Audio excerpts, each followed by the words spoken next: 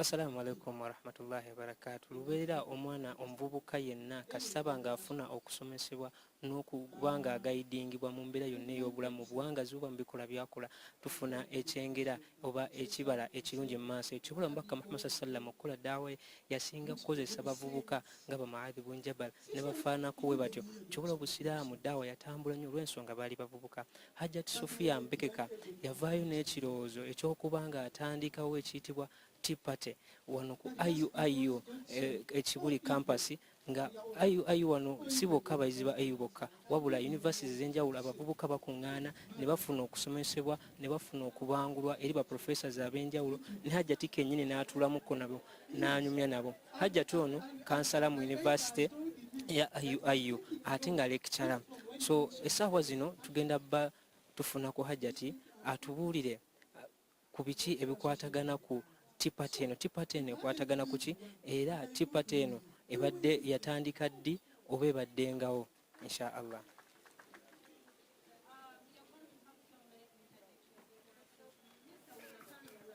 On this and we proceed. A brown kanzu, the other gentleman behind. Ryan. Let him make a contribution to represent the people behind. Alaikum salam wa rahmatullah. Now put it in simple terms. Let's just go back in simple science. When bees go to flowers for they pick nectar, it's like a reward to help them transfer the pollen grains to another flower. So in life, flowers, let's imagine these are human beings.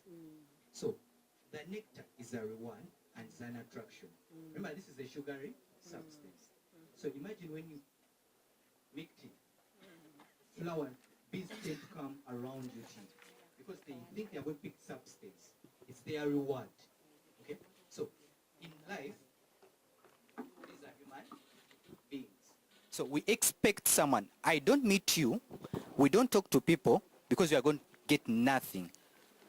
So the humans will never come closer to you if you can't give it. You can't give anything out. That's what I mean. If you can't give anything out, people will never come to you. That's how, in simple terms, how flowers act. Because although they have their petals are colored, for more to attract people, they have to put nectar. So as a reward. So bees will get that nectar so they can go and make honey. So it's a reward. Even if how you dress properly, how you look fantastic, and people can't get anything from you, people will never be close to you. That's in simple terms I can give it to you. Very good. It's a give and take situation we live in life. Yeah. Let's clap for him. Let's clap for all people who have contributed. And thank you, members, for coming. And I think we are learning, not so? We are missing these conversations. Please, dare not miss these conversations. We are brainstorming. Mind you, in today's world, we can't find things when they are direct on the table. That's why I developed this theme for you people to elucidate. I wanted you to elucidate so that, and you cannot elucidate by not, without reasoning. I wanted you to apply the life skills. You apply the creative thinking there to understand what really meant, what was meant in using the word bees. I'm just going to give you one example. Many of you thought of so many things when we said we developed that title, including the administrators. But in today's world, even when we are seeking for employment, our bosses, let's assume, they send agents, marketing agents, employment agents, HR personnel to look out for the employees, the good employees for the company. For example, they come to this university. They collect information from people like us because they know me, I reach out to many students here. Please, may you find us that good worker, that person who can become the best employee of the company. But of course, the employer will need you to be productive. You should contain some nectar in you. Make sure that you hold the qualities of a good employee and you know them. If you are a doctor, you can handle the patients. Ne bagamba waliwe tujjanjabira abaana mu ddwaliro lya gundi wokka. But because of just one doctor. If you are a teacher, you remember that nursery school where each and every parent needed to take their child because of that good nursery teacher. Do you remember that nursery school? Do you remember those nursery teachers who taught you and you feel like you want to go back and reward them? Even here where we are, we have different service providers here. You already have identified the best service providers whom you wish you would take along in life to be your mentors, to be your whatever. That take home, that element that you carry on into from a person, that is a product. That is the nectar from that person. So besides being good, having the nectar, the ladies and the gentlemen, all of you were thinking about, we need to be good flowers that contain nectar wherever we go. But what brings about the nectar in you? What should we do to have the nectar? What should we do? Eh? Scientists, how do flowers develop nectar?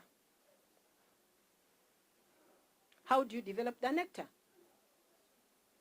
And whose responsibility is to have that nectar? Yes, sir.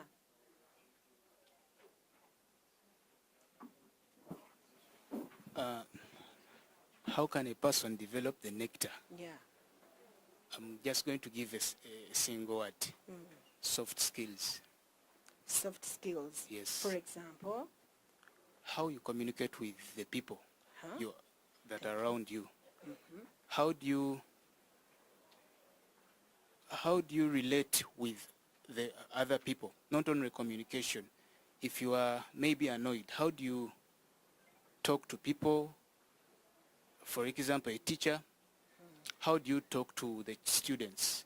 How do you talk to your bosses? For a doctor, how do you... It's not only about communication. There are so many soft skills that I cannot break. Okay, thank you. Yes. Thank you. The soft skills, name them. There are so many. But he has highlighted the skill of communication because it all begins with communication. There is verbal communication, non-verbal communication, and written communication. In today's world, when you are applying for a job, what kind of words are you going to use in your application letters to please someone, to trust in your abilities? Because you're not visible. We just see the communication that you made through a written note. But what entices us to call you, to invite you, to say, my secretary, please, I have so many applicants, but of all the applicants, please just reach out to this and this to come on such and such a day for an interview. You need a lot. We need to learn a lot. So we shall be learning many, many skills from such sessions like this tea party. I wouldn't like to delay our guest. But another skill you have to hold is self-awareness. You must identify your weaknesses as an individual. For me, I know my weaknesses. Some of the weaknesses that we have are innate. You cannot fight it. For example, people with phobias. It is very hard to treat phobias. Eh? You know, if you climb high, you feel like falling down. Don't dare go for engineering, construction or whatever. Engineering, construction, what is the name of the course? Civil engineering. Because you cannot manage it because of the phobia, unless if you treat yourself from that phobia. Boyphobic. Yes. Hey, that is also a phobia. She can become, yes. By the way, I'm telling you, they are there. People are there. I've reached out to people who are still virgins at 40 years. I met that girl in Mecca, that lady.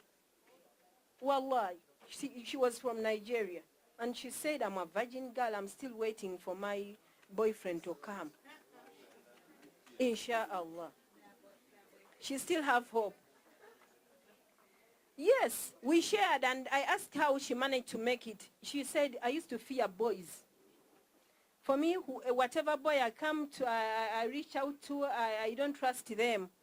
Why? Because of the story I shared with my friend, or with my mom, or with my sister.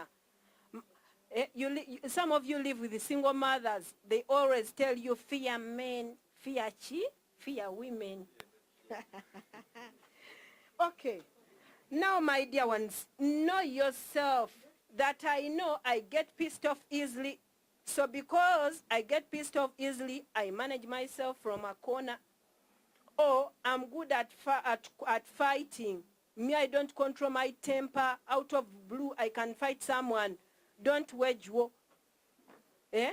Don't involve yourself in arguments because you cannot control yourself. You might end up killing someone. That is self-awareness. Know your weaknesses. By knowing your weaknesses, you will be able to work on those weaknesses. But still have that skill of self-efficacy. The ability to try to believe in yourself that you can achieve it. Always try it out. You may lose opportunities because of that belief that you cannot manage it. Me, I cannot manage it. Especially the ladies. They are telling you, lift a hoe, lift that jerry can from that point to the other point. Me, I feel I cannot manage it. Everything you cannot do, manage it. You are nectareless. Everything you cannot manage, you are... Members, try to develop that skill in yourself. Try it. It's okay. Let me share this experience with you, members. I'm a lady who got my Quadro A at S6. Quadro 4. Simanyi Quadro 4 babiyita, bali bakyabita bwe batyo. 4 A's. Era mawulire nalimu nnyo. But on reaching the university, because during those days we did not have good counselors, and we didn't know where even to find these counselors. When I went to the law class, omanya was a shekat. Some people told me, era mwamugenda kulya nguzi, wallahi baloya babbi bayaye, and so many words. So I felt like not going to the law class again. And what did I do? I applied for change from Makerere University. I applied for change from law to education.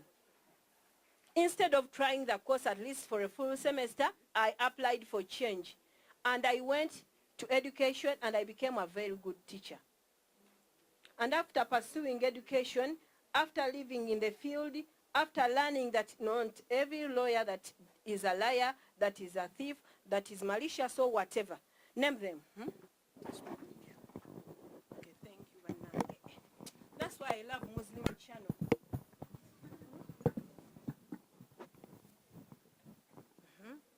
Thank you.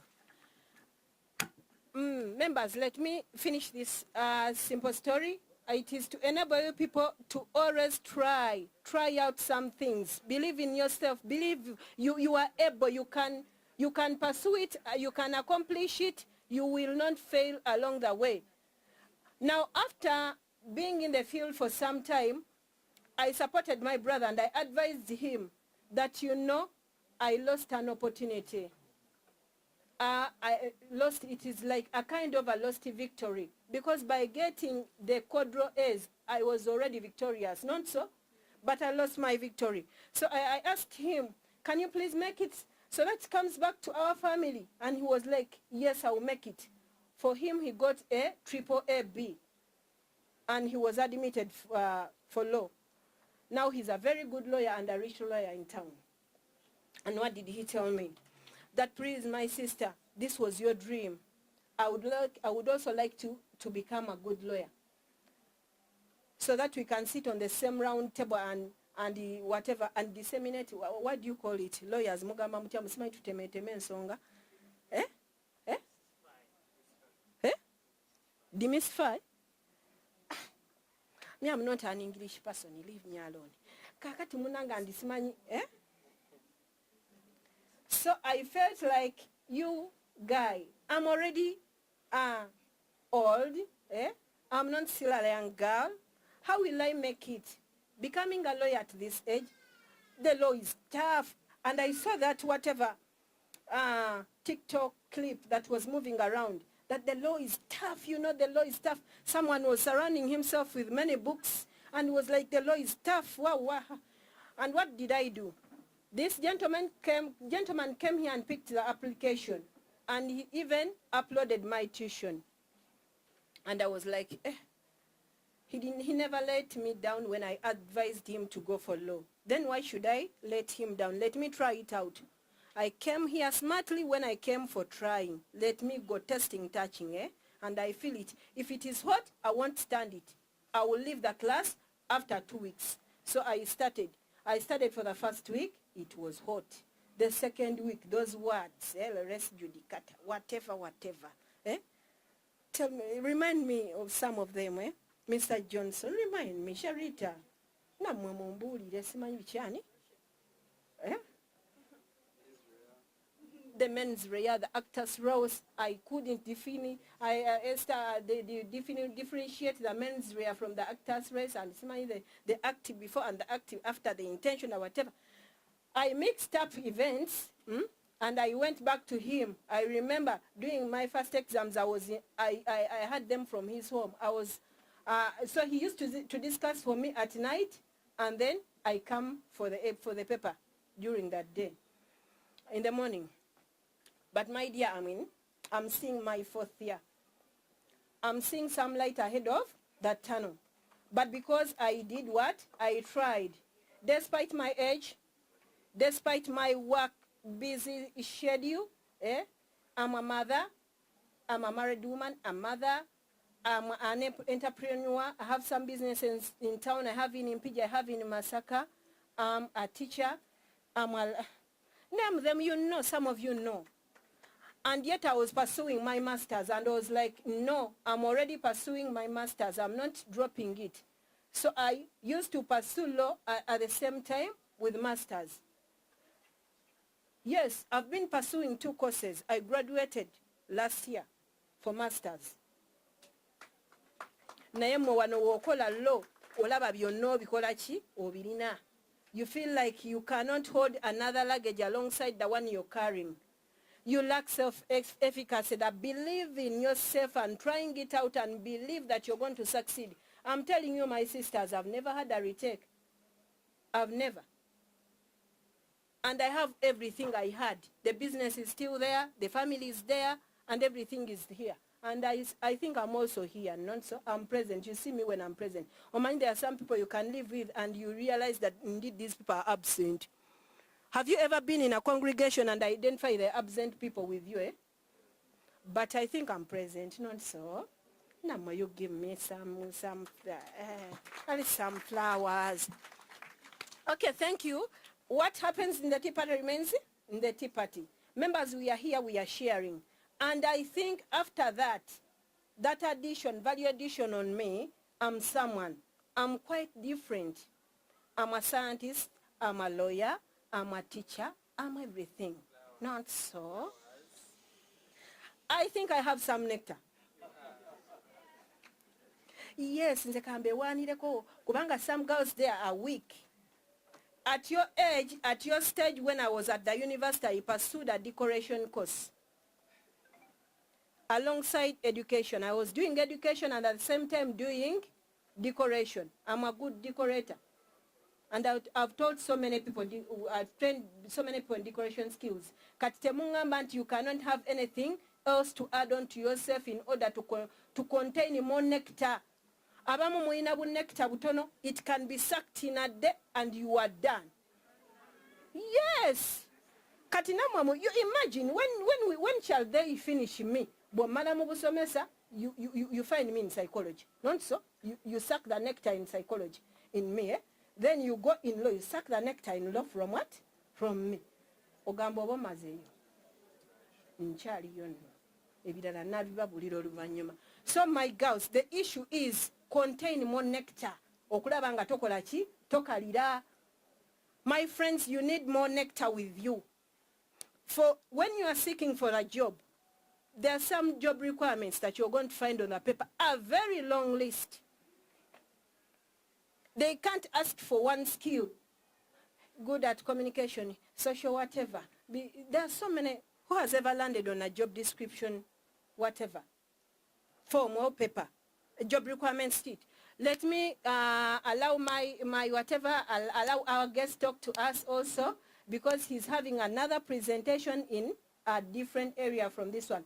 Madam T, please, we are here for a tea party. You can begin serving us that tea. Eh? Allow me people welcome and appreciate the people we're having in the house. We have a team from Muslim Channel headed by Sister Hiba. Please, may you stand up for recognition. Mr. Kimani, Mr. Hiba, where are you?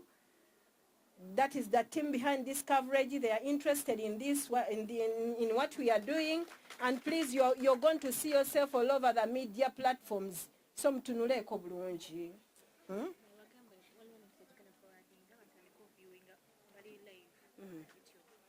Bannanga ate you are live on YouTube. So please, mwabe tunuza obubi.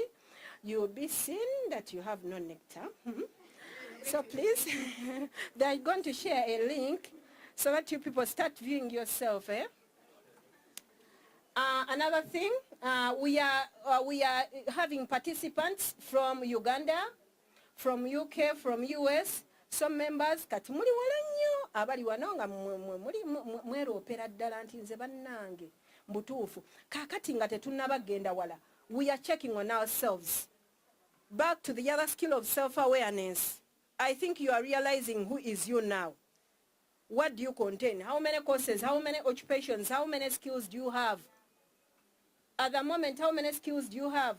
Try out those short courses, the driving courses, the communication skill courses. You can become an MC of events. They are looking for MC who are multilingual, who are linguists. Some of you are lucky, you know Luganda, you know Kiswahili, you know Arabic, you know English, but you lack the communication skills. Some of you lack the confidence in yourself. Some of you lack the other skill of self-efficacy. But please, you are now defining yourselves. You've started defining yourselves. Nze njagala tuyimirizeewo wano omuntu omu atuyambe naye yeekoleko self-definition. Can we have someone to represent the team? But you are going to do that after having his message because he's leaving. We would like person to tell us, yes, Hajati, wewanye bingi. Nayenze gwolaba ndi bino, I'm this, yeah. And I say, yes. And I have someone here, bannango, yo ye mutya, please dare not, musawo Dr. Council, please, you sit down with your things. Musawo Dr. Council, Councillor, you some men are take bojakunji jawo bujandeka. Let me shine today. But my dear ones, temwe kubagiza, we can easily achieve this as well. But it is just a question of understanding that you need to work on yourself. You still have a long way to go. Just begin now. The journey begins now to achieve that self-efficacy. Still we have Newman Snacks. Newman Snacks, I'm seeing, Madam Newman, where are you? And the Smack Events, the Smack Events, never today, Newman Smacks, never today. Simanyi mubanko nereko, there are the other people there on the other table. We are recognizing you. Newman Snacks gave us some snacks. Madam, stand up for recognition. Yeah, the brand is in on the t-shirt. Those people gave us the snacks we are going to enjoy here. We clap for them. Muslim Channel gave us the coverage. We clap for him. Smack Events gave us the tea. We should clap for them. Mr. Nasser gave us the ICT. We are out. We are here, but since the world is a global village, now we are everywhere, not so? Allow me to invite our doctor, our Salongo, our Haji. He's everything. Before us is a big man, not only big in size, but big. He's international, he's linguistic, he's a parent, he's a sheikh, he's a journalist, He's an expert at parenting.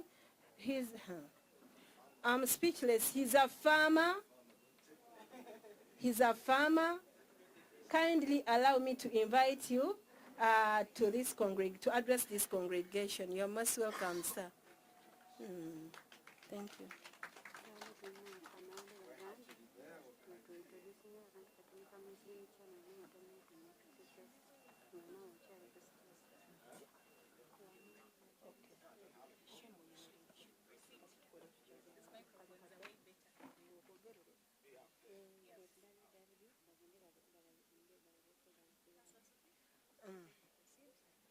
Allow me to, Hajj, allow me, Muslim channel wanted to share something so that these people can be enjoying the same program as we are continuing. It is like a link or whatever that. Hiba. Hiba, I proceed? Okay, you're most welcome, Hajj. Assalamu alaikum wa rahmatullahi wa barakatuh. Is there a way of these microphones going slightly lower? Because they have just covered my face. I don't seem to see myself. Slightly lower again. I'm a very loud. Okay, that's much better. Assalamu alaikum wa rahmatullahi wa barakatuh. أعوذ بالله من الشيطان الرجيم بسم الله الرحمن الرحيم الحمد لله رب العالمين والعاقبة للمتقين ولا عدوان إلا على الظالمين الحمد لله الذي خلق 7 سماوات طباقا وجعل القمر فيهن نورا وجعل الشمس سراجا ثم نصلي ونسلم على من لا نبي بعده محمد ابن عبد الله صلوات الله وسلامه عليه وعلى آله وأصحابه ومن سار بسيره إلى يوم يقوم الحساب. أما بعد, ladies and gentlemen, assalamu alaikum wa rahmatullahi wa barakatuh. All praise belongs to Allah subhanahu wa ta'ala, who has granted us the gift of life, which we cannot take for granted. I was meant to be leaving this place at 5 o'clock, that is in 3 minutes. So that was my expectation. I don't know whether I'll be able to fit 3 minutes into my presentation and being able to deliberate on the conversation. But I'm a journalist and a very time-keeping journalist for that matter. Very strict with time management. So I was supposed to be here. I was here at 2:45, 15 minutes to 3 o'clock, in the hope that we were starting at 3 and I would be leaving at 5. But I think it has extended. So somehow I've had to cancel another program to be able to enjoy this conversation, which I thought was supposed to have. So it's I don't take it lightly. I feel a bit about it, but it's got to be done. My name is Kasim Kaira. I am a journalist, a retired journalist, a farmer. I speak 12 languages. I am a counselor. I'm a sheikh. And I've been a journalist for 30 years, so that's quite something. Yeah, and in the process of I'm a student, I should say that I'm a student of Sharia in Islam. When the topic that was brought to me by the counselor, I was between two hats. I was trying to find out which hat I would be able to wear comfortably. Because on the one hand, there is the Sharia aspect, but the students here, you have the Johnsons who might not necessarily ascribe to the Sharia, but at the same time, you've got the Halimas and Hamimas who do ascribe to that. In my position as a sheikh, because a lot of times, especially with Islam, there has been a sort of a missed opportunity. That a lot of what you hear about Islam is you are fighting to say what Islam is not. You do not get an opportunity to say what Islam is. So whenever an opportunity arises, especially in the sciences, because Islam was very fundamental in the sciences. In fact, Islam really far when it comes to astrology, when it comes to the sciences, when it comes to medicine, when it comes to dealing with depression, mental health issues, the kind of subjects that we're going to have a conversation about. And my role, I've been asked, is to sort of create a conducive and enabling environment that would allow people to sort of express themselves. And that's why I felt a bit trapped kind of standing here. This is kind of so much for politicians. It's kind of being a teacher, I'm sort of able to sort of move around people and therefore get to feel people. Especially in conversations like these, you sort of want people to not to see something very strict. But at the same time, yes, I acknowledge the Zoom connection and so on. The topic today, let me actually first bring in a Quranic verse, I think, which will help me to sort of navigate through this. يقول عز وجل في محكم التنزيل بعد أعوذ بالله من الشيطان الرجيم. Allah subhanahu wa ta'ala tells us in a whole chapter that was dedicated to the bees in the Quran. It is actually a chapter that is called Bees. And I think you will sort of appreciate just from this one verse a very particular and peculiar element in this conversation that we are going to have today. Allah says in Surah Al-Nahl, or the bee, in verse 69, verse 68 in Surah Al-Nahl, Allah says, وَأَوْحَى رَبُّكَ إِلَى النَّحْلِ أَنِ اتَّخِذِي مِنَ الْجِبَالِ بُيُوتًا وَمِنَ الشَّجَرِ وَمِمَّا يَعْرِشُونَ صَدَقَ اللَّهُ الْعَظِيمُ. Just those 2-3 elements that I'm going to find the nectar now. You'll find which nectar is which nectar, because especially when people talk about nectar, they just think every nectar is nectar, and it's not. Allah here is saying in the Quran in verse 68 that I've just recited, he says, and your Lord revealed through the honeybee, make homes in the mountains, in the trees, and in the structures that they raise. 3 elements. The mountains, the trees, and in the structures that they make. These are the beehives. So beehives number 3, trees number 2, mountains number 3. Anyone who has ever consumed honey, probably you consume it and you've never thought about it, but honey from the mountains is more expensive than honey from the trees. Honey from the trees is more expensive than honey from the beehives. There are 3 different elements. And the Quran here is just mentioning it. You might actually miss it very easily while you are reading. Because God is commanding the honeybees to go and find accommodation in mountains, in trees, and in structures that people construct, which are the beehives. So in the essence of this, a lot of what has gone into psychological behavior of human beings, we have particular things, especially when it comes to students, things that do affect you more than they affect others. They do affect others, yes, but then because at a student level, you are at sort of crossroads when it comes to understanding and appreciating this. Crossroads because the counselor was talking about, I've fallen head over heels for someone and I cannot tell them. The trauma begins and it starts building up because you are unable to say. In fact, in our days, we used to have a very funny saying, especially with the sheikhs, when we were doing sheikhs training. And it would be like, there is that sort of perception. If you have come to a point where you are unable to even say, at least point and look away. The essence being that you have to find a mechanism of being able to break through these barriers. There are a lot of mental issues that can arise around students. Tuition, for example, for those who have to pay tuition, those who are not on scholarships or bursaries or whatever, if you have to pay tuition, that can become a very psychological impacting aspect. The money is not yet found and the term is here, exams are coming, you need to return back to uni. How do I come back late? My friends will find out and know that I hadn't paid, that's why I hadn't come back. Look at the bursar coming in and reading names or putting names on notice boards, telling people who have paid and who have not paid. These are all things that could actually go to the psyche of a person beyond just the relationships that we have, which are the interpersonal relationships. So when my friend there sort of mentioned the idea of the bee and the bee that will be sent to be able to convey a message, this was just one aspect. There are so many things that we are dealing with. There are people who have come from abusive homes, where a father is beating mother, you are not being beaten as a child, but because you are witnessing this, you carry this entire burden.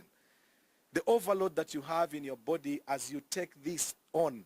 Father is, or mother is mistreating father. Actually now living in Europe, we are seeing things that you might never believe. Women are tormenting husbands.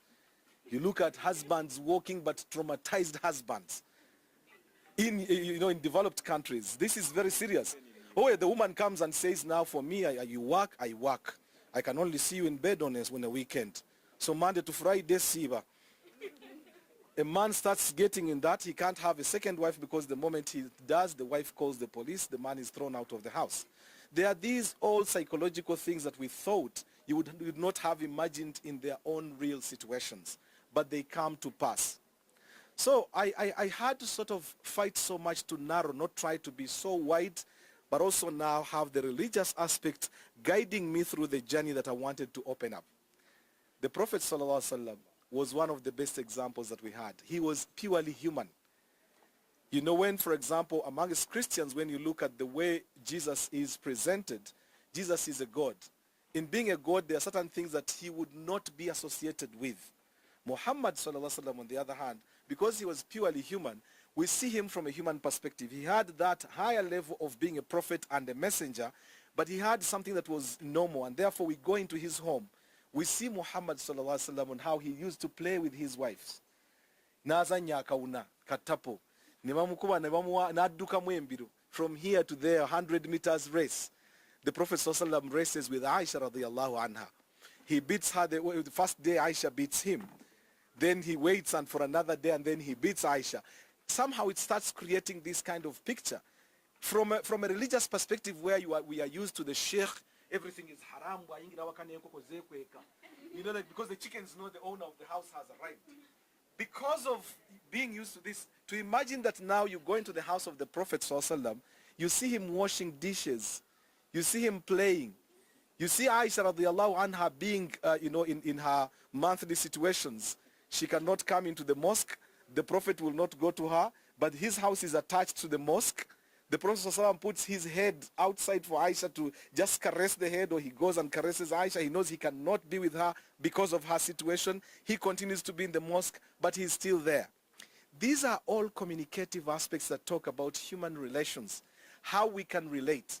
From the things that we see, our parents can be as tough as they wish. And you're going to be parents. Maybe some of you are already parents. But you can shout as much as you want.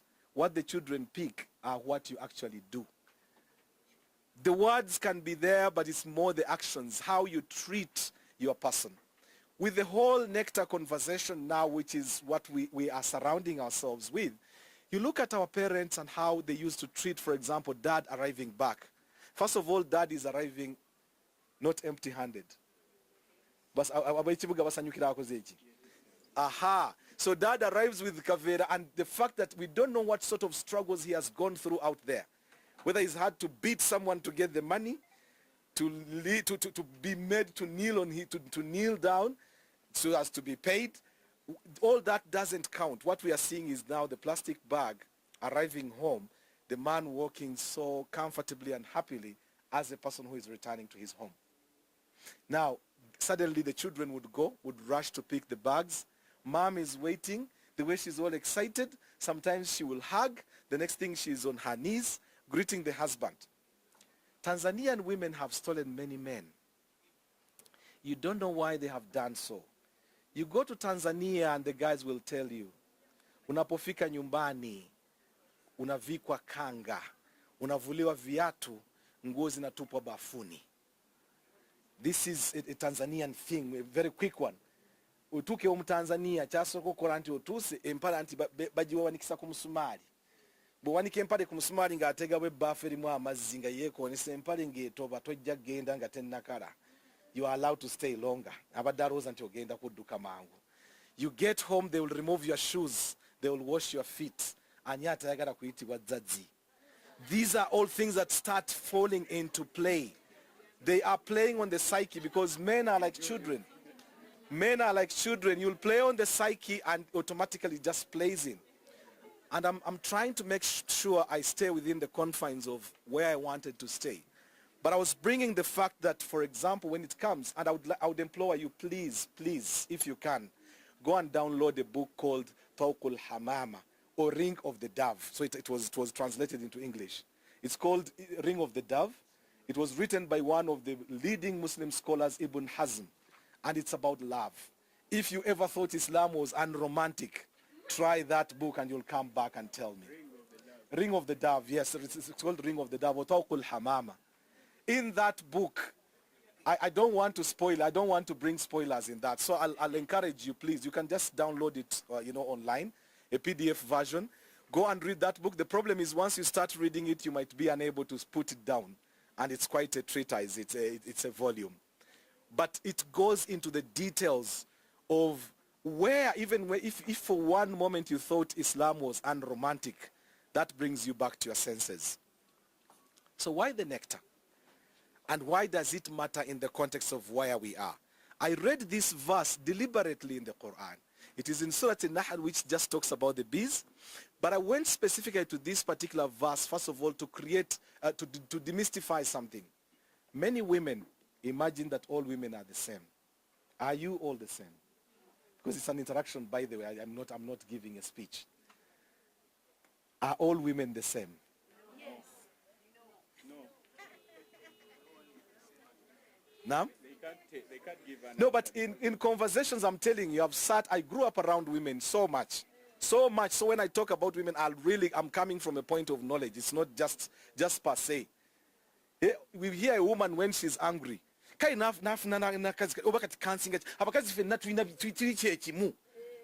you are imagining, are you all the same? Please, I would like someone to disagree, not the counselor, because maybe she can make her case. But I would like someone to sort of, bring that. 2 hands up. Yes, please.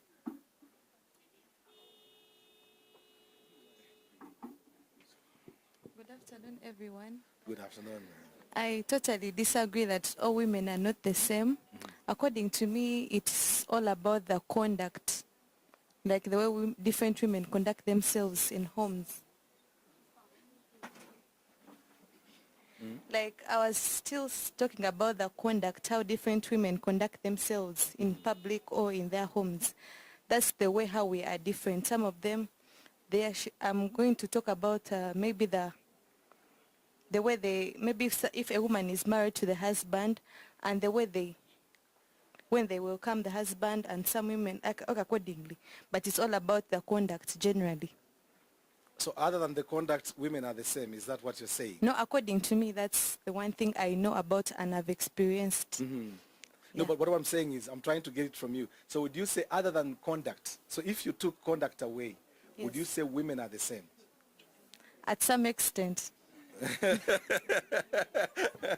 There's a lady at the back, at the back in the blue there, in the light blue, in the navy blue. Yes.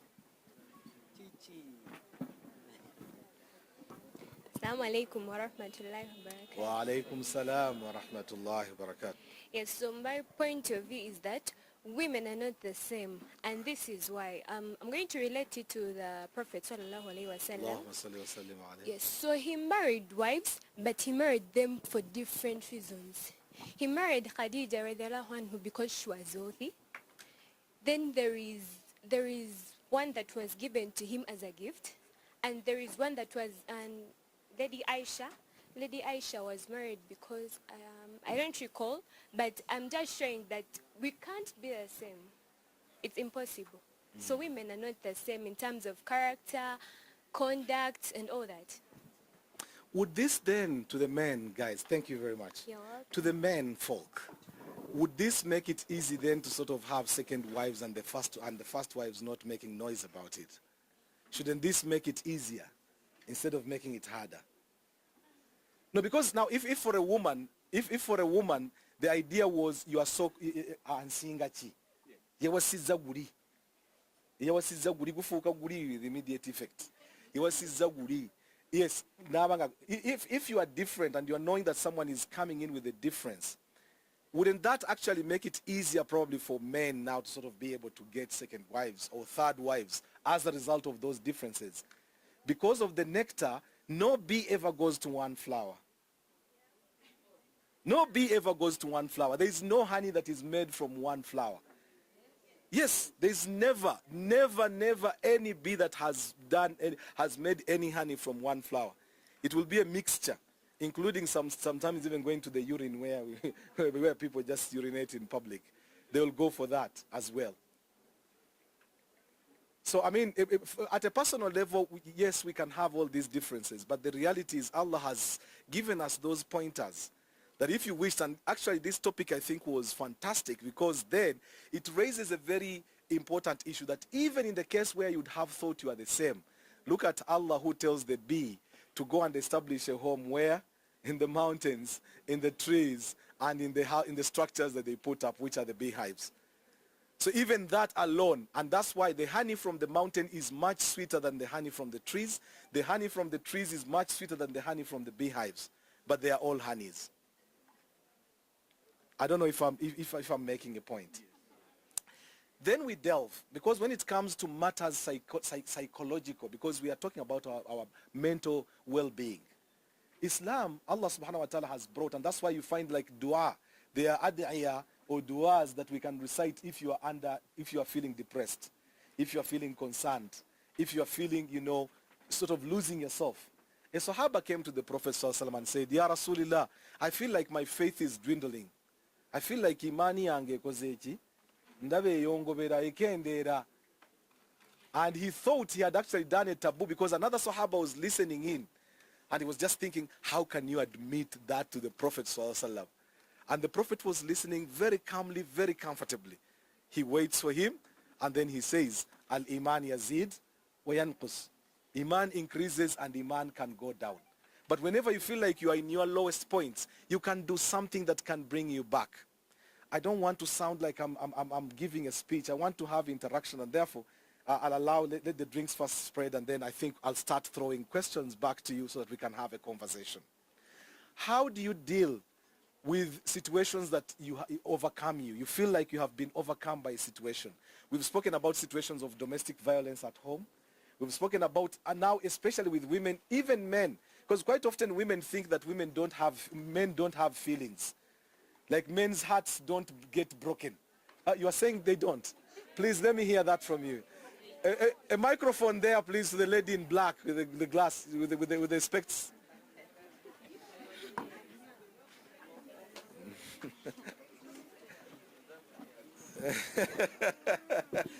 Yes, please, go ahead. Your name, please, and... Assalamu alaikum wa rahmatullahi. Wa alaikum salam wa rahmatullah. My name is Bushra Zaria.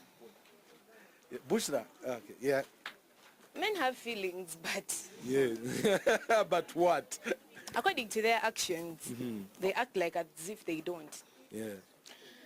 When we look at society, women are expected to be emotional. We are the ones who, even when you're talking about something that is hurting you, a man will make this statement that, you're so emotional. Why are you taking things that hurt? You understand? So you're overreacting. You're crossing the line. And that makes some of us, like me, not to bother about men's emotions.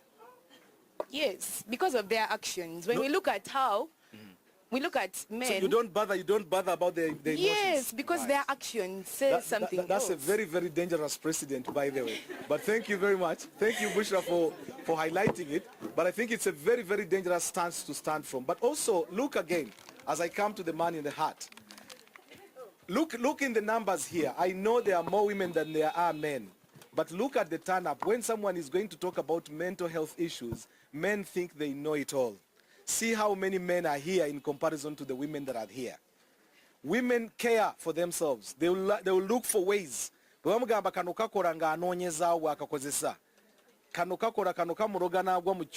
find that one being, taken so seriously.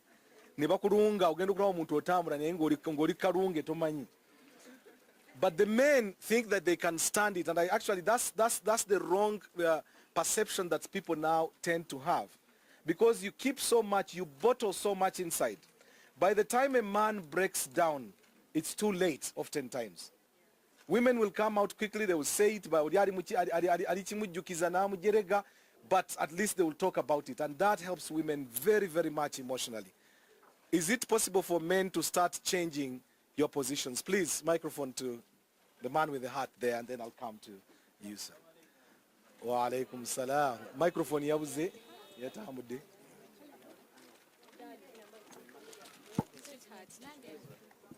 Johnson, microphone. Where is it going? It's the microphone down here, and here actually it was probably one of each or whatever, how you want it. Yes, please. Anyway, how do you respond to the feeling that men do not have feelings? We are emotionless as men. Men have feelings, but just we don't break up as early as the ladies. So where do men keep their feelings? Where do we keep them so that we manage so well that women don't? You know, we might not have where to keep them because, but what do we do? Yes. I think what men do, this time when you keep quiet, you are trying to challenge your feelings inside you.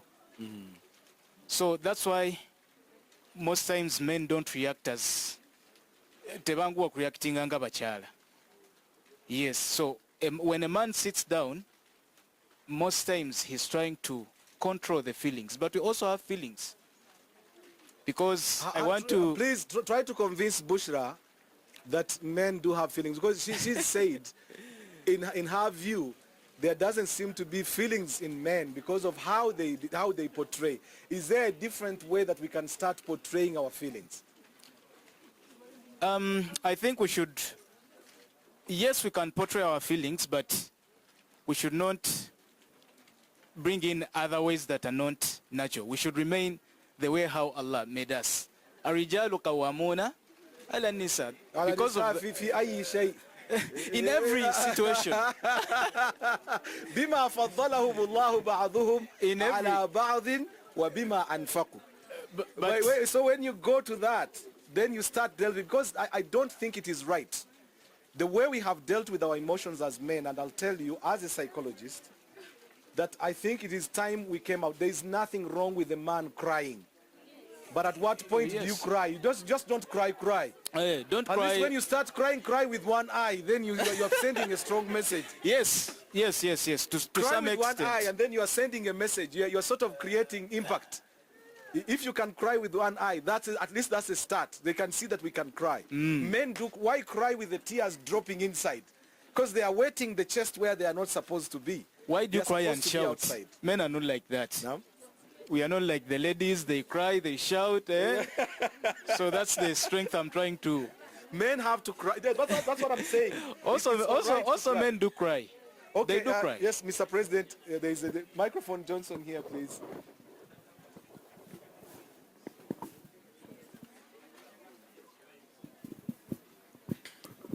Thank you, Mr. Kasim. But I think the problem is that we have been nurtured in society where men are expected, like you say, to solve their own problems without necessarily talking to other people, sharing them with others. And so if you are that kind of person, and I'm talking about a man, who will go to this person and, oh, this is what I'm going through. They'll look at you as a weak person, and that has been the trend over time, that men should solve their own problems without necessarily telling them to others. And it has caused more and more harm to them. That's what I was going to say, Mr. Yes, President. yes. The point being, this is how we have been brought up. True. It doesn't mean it's the right way. Yeah, and I'm absolutely. saying now, because if we are talking about mindset change means we are supposed to go, because even in Sharia for those who are Muslims, even in Sharia, there are ways and means of having to deal with situations, emotional situations.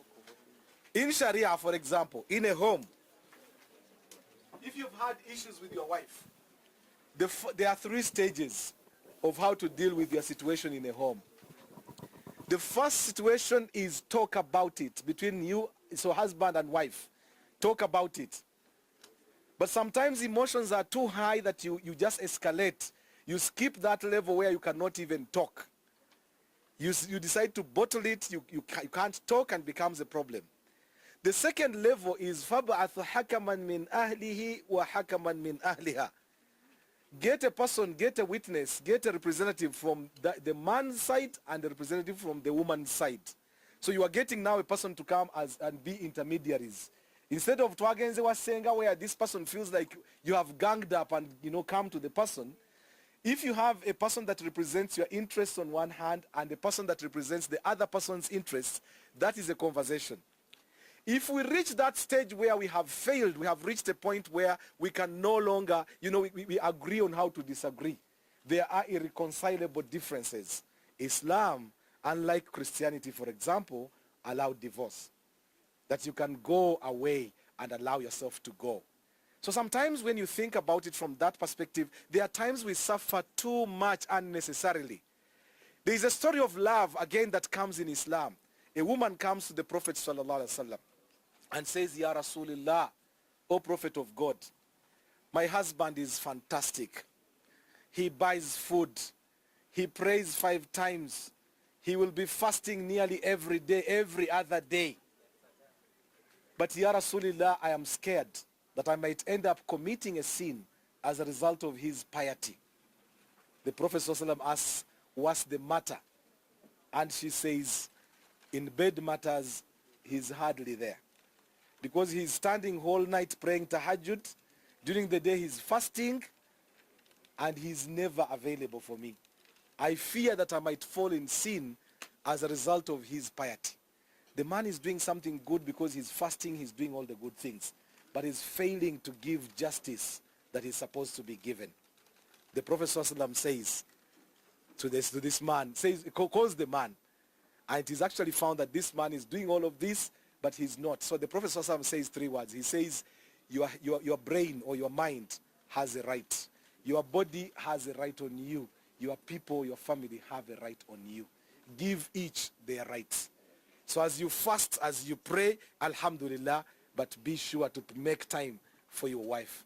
This is there. There are times when all you need is either a listening ear, you just want someone to sit there, not to say anything, but just to listen, and you download. Download speed, you can go to 64 Mbps. Person is just downloading so hard, you're feeling like now you are carrying the burden. There are times when you listen in to someone and they don't want anything, they just want you to listen. Even if you want to stay, you see it building and someone is just busting, they are just trying to let it out. And that's all they need. Probably they didn't even need you to say anything, but they needed it downloaded. And if that is what is required, present that. Allow that to be, something that comes into play. I thought I saw someone's hand up. Oh, yes, please, the man in the brown kanzu across there. Johnson, did you have a question? You had the mic. Please, now, since you have the mic right, first do that and before you pass the microphone I on. wanted to say on the question of whether men have feelings. Men have feelings. Where do they keep them? I think men had it most when they said, think twice before you speak or act. I think men had it more than ladies had it. That's gentlemen. But then, as men, we should also have a breakdown point. Yeah. Because men have been so solid, but it is solid because we are men. But then it has affected men in a way that if you see the mortality rate, men die faster. Men die faster than women because they keep a lot unsaid. And by women saying it out, they actually get healed. Because when they say it, it's out of their heart, it's not bothering them anymore. And the fact that men keep it to their heart and hardly say it, they end up dying fast because they die of pressure, they die of stress, they are distressed in their quietness. So I think it's high time we started speaking out as men. Thank you so much. Fantastic, Johnson. I think you need an applause from the men. The women might not. As you get to the man in the brown kanzu, let me just reflect on this. In the developed world, especially, in the developed world, I live in Europe. I've lived in UK for 23 years. In those years, you see, and I've been a leader within the community, a counselor. People approach you with issues. Something is happening of a trend that is it's been there, but probably it was quiet. Now it is actually gone into optimal speed. It has almost reached AI levels at this moment in time. Of men or husbands who leave Europe, they just come to home, they come home like Uganda, amala okutuuka e Uganda omusajja agenda okudda emyezi 3 ng'alina kasimayiro tukootamanyi gye kavudde. Because you've been mistreated there, wife is working naye bimutamya asobola okwetuusaako buli kimu teyeeguya. Actually now the nectar aspect is coming in there. Many women, because you start working and get something, okweguya ne kuvaawo. Men love to be kweguywad. I don't know how that is said in English. Omusajja talina kintu kyayagala ajja kuwa kyoyagala kyonna as long as weeguyiza. If you ever get to a point w'owulira nti kati nange nkola kasente kange sijja kweguya nasabye gumu siddamu bikulemye. Just take note. You are hurting a man's feelings by not kweguyaring.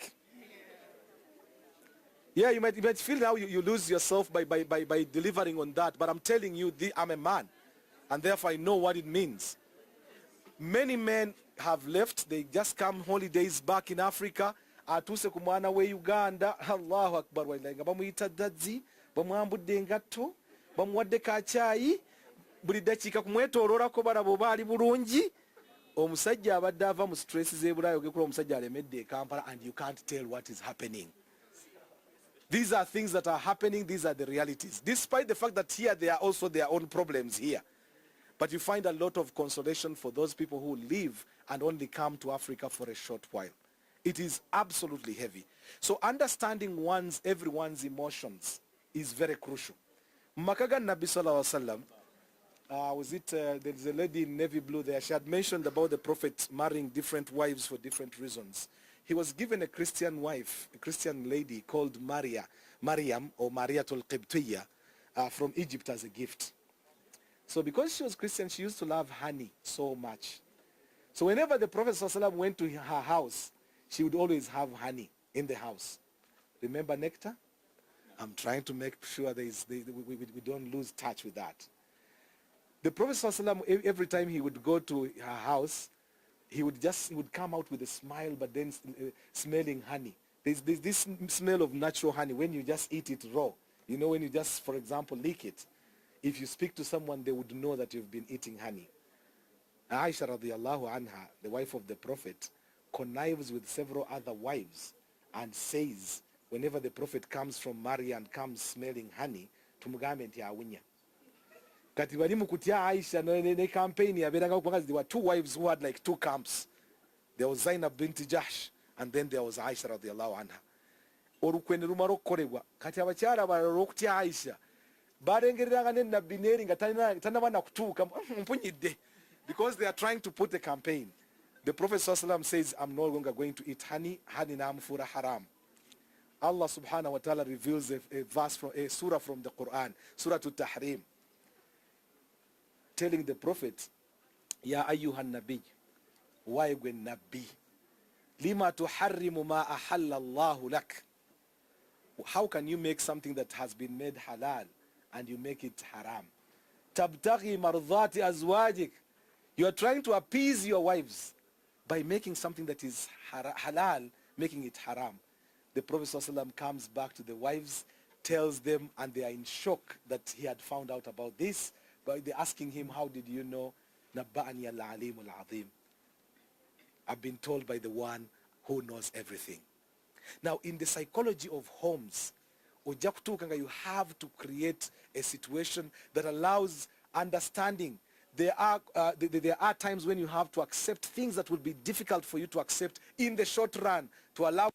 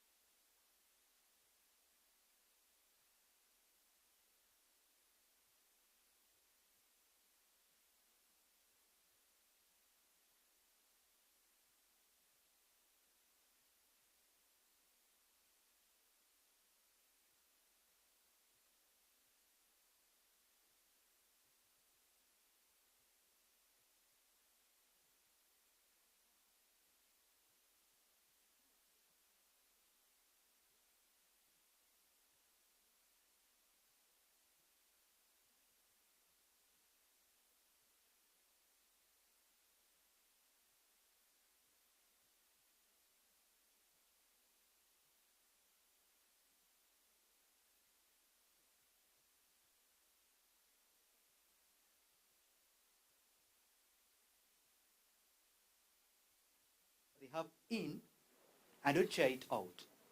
That's why men, if I say, they tend to share to their fellow men a bit. Because men will listen to a fellow man. But a woman, when you try to pour anything to her, she'll just be like, "You a man. You can't do it."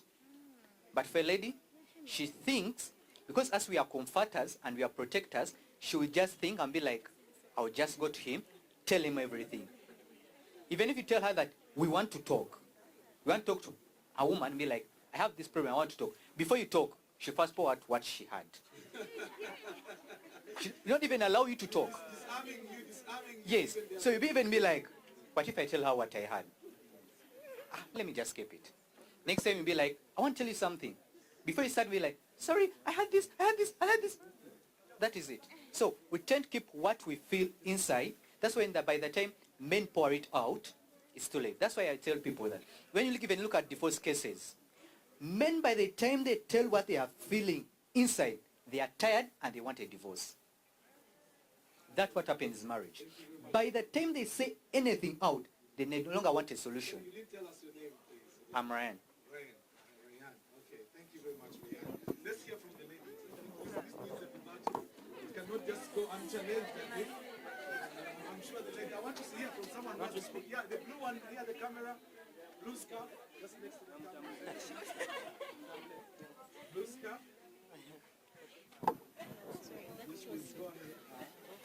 Keep it short and sweet, please. So, assalamu alaikum. I'm not doing marrying. So, I'm just, excuse me, Mr. Ryan, I have a question. Before giving my idea, I'm first asking him a question. I want you to pardon me. Is it that women, we don't have listening, we are not good at listening all? Is it that we don't want to listen all? Ryan, please, can you clarify that so that we get go ahead? I'll say, actually, you are not good at listening. I won't say you don't want. Because you don't want, you can keep it, you can listen sometimes. But naturally, you don't have good listening skills. Actually, when it comes to men, when a man is going to share anything to you, you won't try to listen to them. You have that mentality that men are strong. That is it. Because I give it an experience. Just look at most divorce cases in the world. By the time they go to the court, a man pours anything, they tell him, "Okay, so let's go to the solution part." We say, "I no longer want anything." Because that is it. By the time they pour it out, that is it.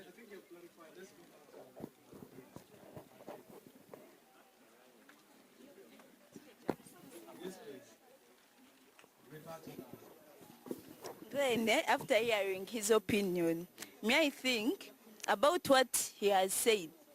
We women, it's not that we are not good at listening, but even I think it's also the what, if we are married, it's also the what, it's your role as a husband or as a man to convince me to listen to you. Because even, no,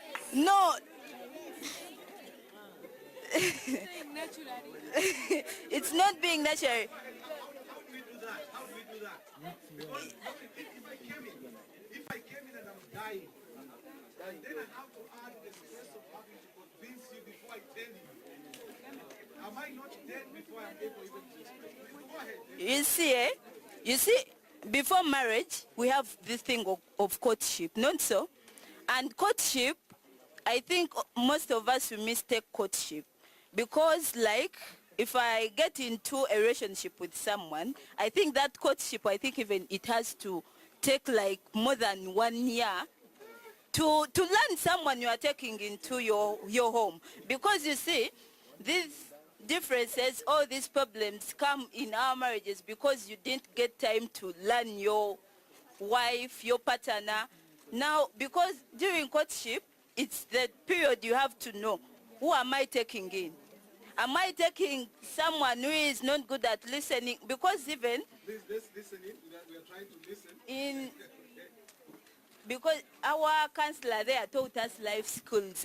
You have to be good at listening. And even most women are good at listening. You people, we give you a lot of time. We give you a lot of time. Seriously. We give you a lot of time, but since because you men don't want to, you might find a man having 4 wives. You come into my home, I tell you, no, happy, I have this, but because in your mind, you have your second wife there, you will not listen to me. No, you will not listen to me. You see, you people, you will not listen to me because you have Zaire at the back of your mind telling you, don't come. You have at the back of your mind Adija telling you, you will not listen to me. Let me first put this to you before now, because it looks like it has generated quite a debate, and I would like to take it across. Let's keep it short, please, when you come, so we can make sure we use the allocated time. Now, you've said that you give the men a lot of time for them to express themselves or to say what they want to say. Do you act on what you have heard? Yes. Since you listen, it depends. Okay, we'll come to you. So do you act on what you've heard? Yes. And I think acting, it depends on the character of that woman. Because when I give you time to express yourself, some of the men are like, as most of them have been saying, they just keep it inside. Why do you keep it inside? Just utter it out and I come to know, my man has said this. Should I act? Should I give a solution? But if you keep it inside your mind, then it's obvious. You keep it inside, I also keep mine inside. Thank you very much. Thank you. Let's put it here and then we take. I want people who haven't spoken. Yes. So here, next there, and then here. Yes. And then we'll come to Bishop. Still have a chance to speak. Yes, Mr. Kasim, I wanted to say this before I give him the microphone. I think the reason why ladies don't listen to us is because they actually don't want, they want to listen to us, but I want to think that men are easily manipulated by women's tears and, soft speaking.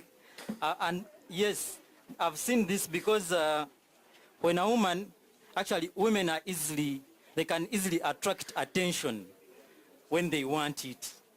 And so a man will easily listen to a woman and forget his own what problems. has brought him. Yes, what brought him. So I think it's high time you women stop playing victims. When I bring my problems, please listen to me. So that give me a platform to speak. Johnson, let's pass the mic. Thank you very much.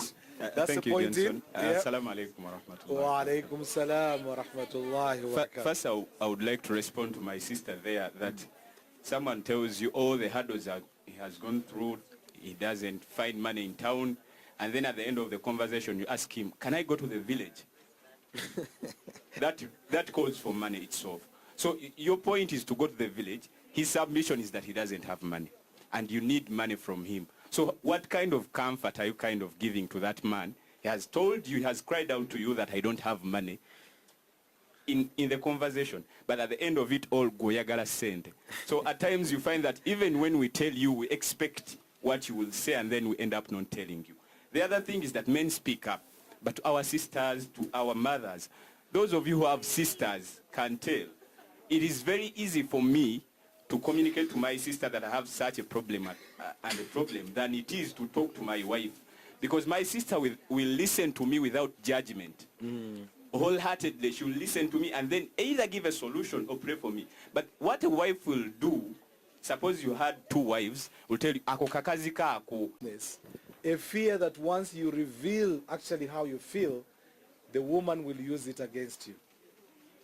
Yeah, maybe that's right. Some women do that. I would like to hear from the men actually whether they feel so. Yes, please, go ahead. Yeah, some women do that.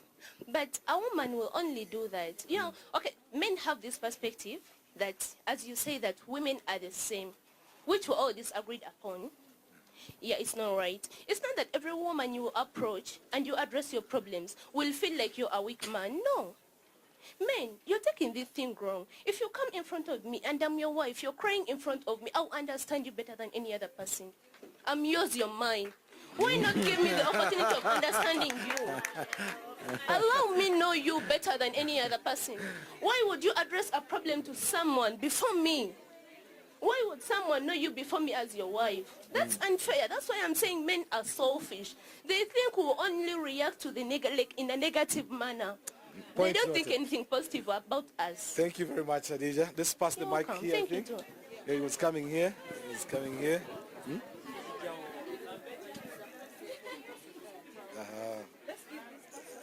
The mic was coming here. Assalamu alaikum wa rahmatullahi wa barakatuh. I'm ready to finish. Thank you, Sheikh. Thank you, the organizers, for this very wonderful event. My name is Saddam Hussein Abale. Hey. Yes, sir. I am a law student in third year, but for starters, I am a participant in this. And I love the way the conversation is flowing. This is a very, very controversial matter in very many forums. So I also want to add my voice because I'm also a man. Yeah, oh yes. Yeah? Do you have feelings? Without adding any other, I'm also a man. Sure. So I think for starters, the basic thing is we men, we have feelings. We do have feelings. But because we are built, nature has built us, and by default, we are supposed to be absorbers. You know the shock absorbers of cars? They are put in cars so that the car can absorb any weight. So as us men, we are built, we are absorbers, we are supposed to absorb any other thing that comes our way, be it the most painful thing. It is very important that we must absorb. Secondly, that as a man, it is okay for you to cry, for sure. Saddam, sorry. I've just thought, and I thought I should intervene there. Just a quick question. Sure. Who says that men should absorb? Where is it written that men should absorb? It is. I'm just thinking, did we just create it around ourselves and we allowed ourselves? Why should we be the bearers of burdens? The society we live in, by default, the way we are made to absorb. We are made to absorb in every other thing that comes our way. By default, the society. And by creation as well. By creation, we are meant to absorb and stand the test of time. So I was still at the point of saying, it is okay for a man to cry. In my own view. It is very okay for a man to cry. But now the question is, how do you cry? Honestly. With one eye. Because ideally, yes. As a father of 4, as a father of 5, or as a head of a family, society does not expect you to explode like how our counterparts do explode in difficult situations. For example, like when someone has died, like when you have a heartbreak, yeah? Your girlfriend, your fiancé has disappointed you, we don't expect you to explode like how a female would explode. So in my own view, how should a man cry? Of course, it is subject to discussion and any other issues that may arise. Yes. You see, as a man, you must protect that dignity, that as you're crying, you need to hide it away from the people, ideally. Because it shows weakness. Trust me. It shows that... What's wrong with being weak for once? Let's create scenarios, Saddam. Let's create scenarios. Okay. I've come back. Okay. Had a very difficult day at work. We are on the dining table. Whole family. In front of the family. Would that be appropriate, or would that be a moment of weakness? You see, the context under which I brought it, you see, that one is at a family level. Which could be okay. I'm just trying to say now, would it be fine at that point? At a family, this is your family? At a family level, because by default your family is meant to to cover up some of those things. I think it would be okay. With your children watching. I mean, these are your children, in any case. Okay. But you don't expect a man like me or any other person, you walk in your Guys, class. please, it looks like there's commotion there at the back. Please, let's give an opportunity to listen. I have only 5 minutes and I'll be done. That you walk into your classroom and then you start weeping. I mean, okay, it would be understandable. You want comfort. People need to understand your issues. But if we look at it in a strict sense of it, being a man, you know, in that societal perspective of being a man, I think there is a better way of doing it. Okay? So as to the debate that is ongoing, whether a man can cry or not, yes, a man can cry, but how you cry matters. That is my own view. Right. Now, to what my sister was saying, it is true, and what my brother said, that at times women don't listen. They do listen, but they choose not to listen. Because what a woman wants, she will want. That before she even utters what she has to utter, that care and passion, that compassionate from you as a man has to be felt. That you see, you give her a soft landing for her to be able to freely express, for her to understand that the issues she's going to talk about or what she's going about. By the way, in most times, most cases, that women expect us to know their issues by proxy, without even having a clear explanation of what she's going through. That is the nature of a woman. And we as men, we are supposed to live within it. We are supposed to fit within it. So any man who tries not to fit in, I would advise that man to maybe review how he does things. Thank you very much, Saddam. Thank you so much. Thank you. Barakallahu fikum. Yes, microphone moving now. There are people who haven't spoken. I just, Bushra, I'll allow, but then we'll move to the lady with the glasses. So Bushra, to you first, and then to the lady again in glasses there. I need to hear from more people who haven't spoken. This table, other than, only 2 people, there are the 3 ladies here, 4 ladies. None has spoken yet. Yes, please, go ahead.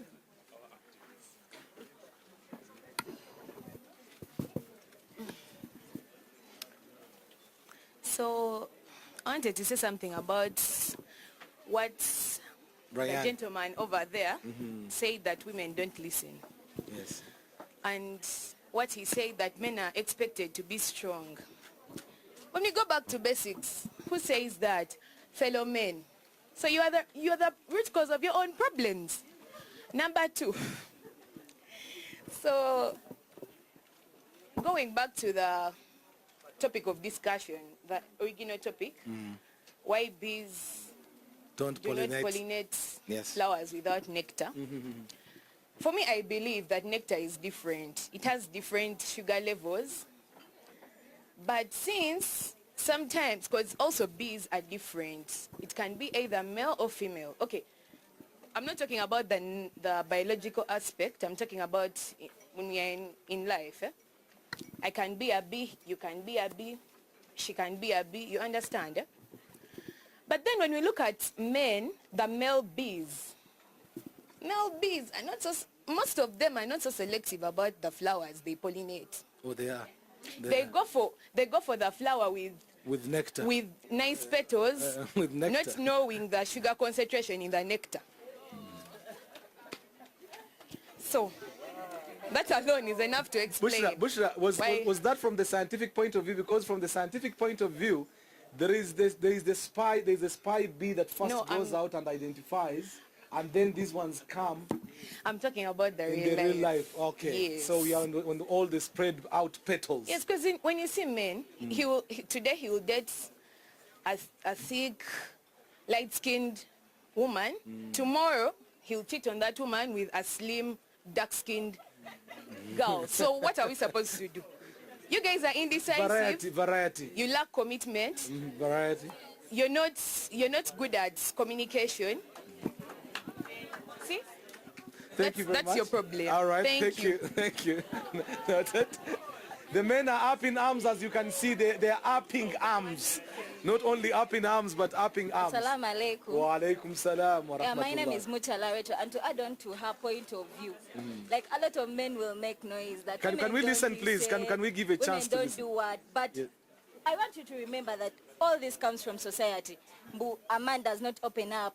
Mboli musaja tokaba. A guy will literally go to, okay, allow me to use the word some.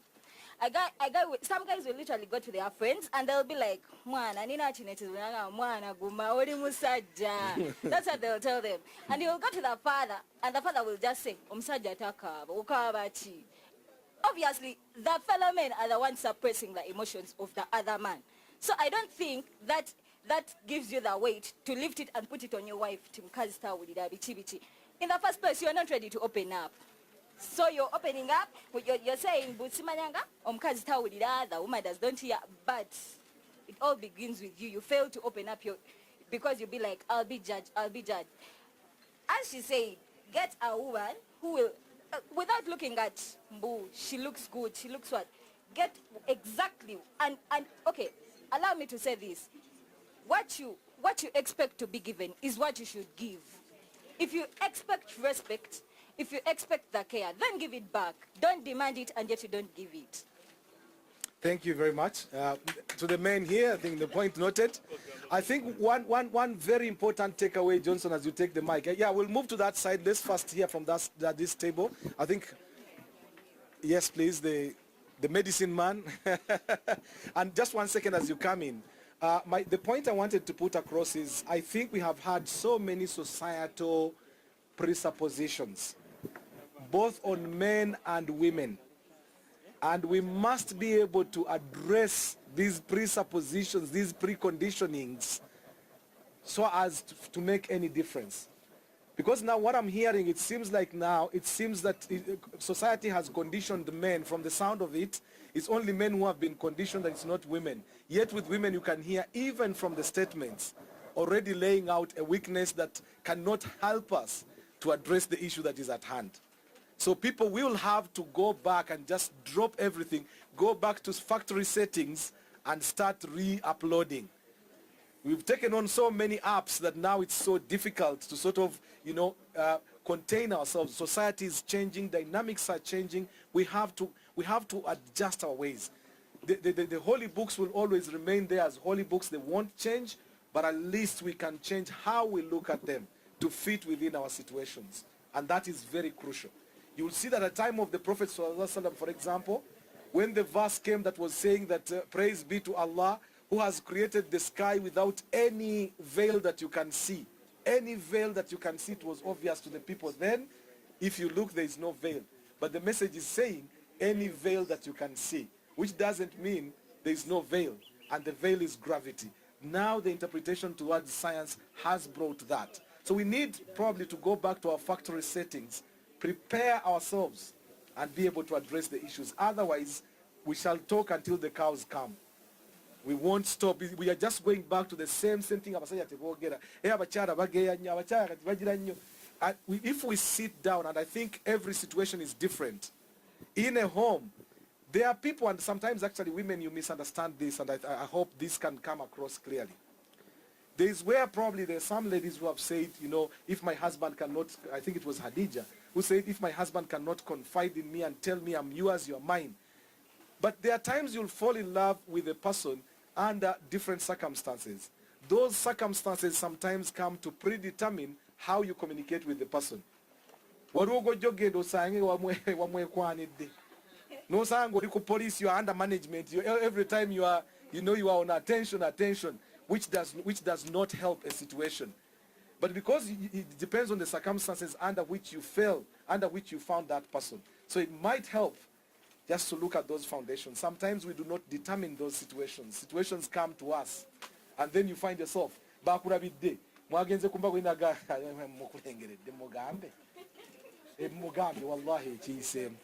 before you know it, you are already stuck with the person. Then that now starts determining how the person is going to be. Women have a very nice technique of hiding your characters. For men, it's difficult. You have brought out a character.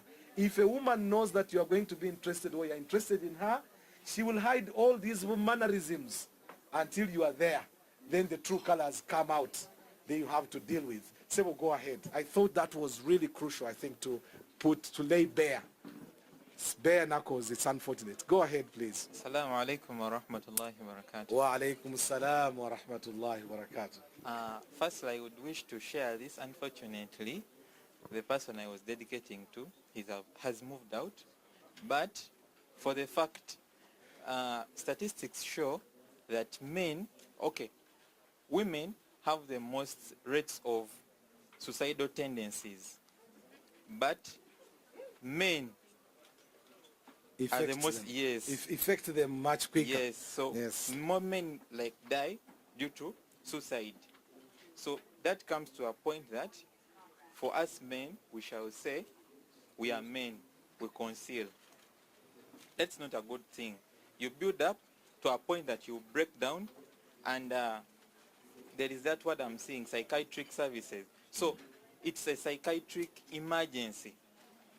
Once you reach that level, you've broken down, and now all you have in your head is taking off your life.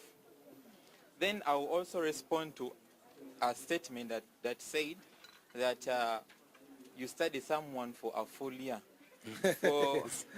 Even if you could study that person for 10 years, when you're not in marriage, I promise you and I guarantee you that you can never know them. Students of Sheikh Bulaf know that marriage is a very sensitive relationship, that it portrays out the worst of the person. Yes, you should not say, I will learn this person, I know all the aesthetics of them, what and what, then I'll get married to them. Never. But how you approach, how you be handling situations in your marriage, for this case, is the point. As a man, there is a point where you need to talk to someone. Then lastly, the thing of women listen, not listening, it's relative. It can never be absolute. I know some women that really can listen, and there are those that do not. And even if it were identical twins, they could differ. We can never say that they are same. Just that levels vary. We may generalize and say majority of the women do not listen, but there are those that can listen. That's my submission. Thank you very much.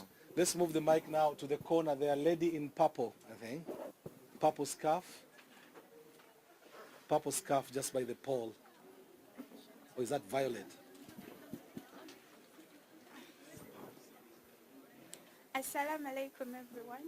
Wa alaikum salam wa rahmatullahi wa barakatuh. I'm Anyango Chantel Kevin, and my submission is more of a question. I would like to ask how you people, how that opposite gender wants to listen, how it wants us to listen to them, because maybe that's where the problem is. And the problem is not us not listening, because you might put all the conditions for the guy to talk to you, to give you feedback of what's happening, but he'll really not come around. And by the time things are hard, because maybe it takes them time to acknowledge how they feel. By the time he's coming to talk to you, maybe of opted for option B, maybe of given up on him, and that's when he's coming around to tell you. So how do you want us to listen to you?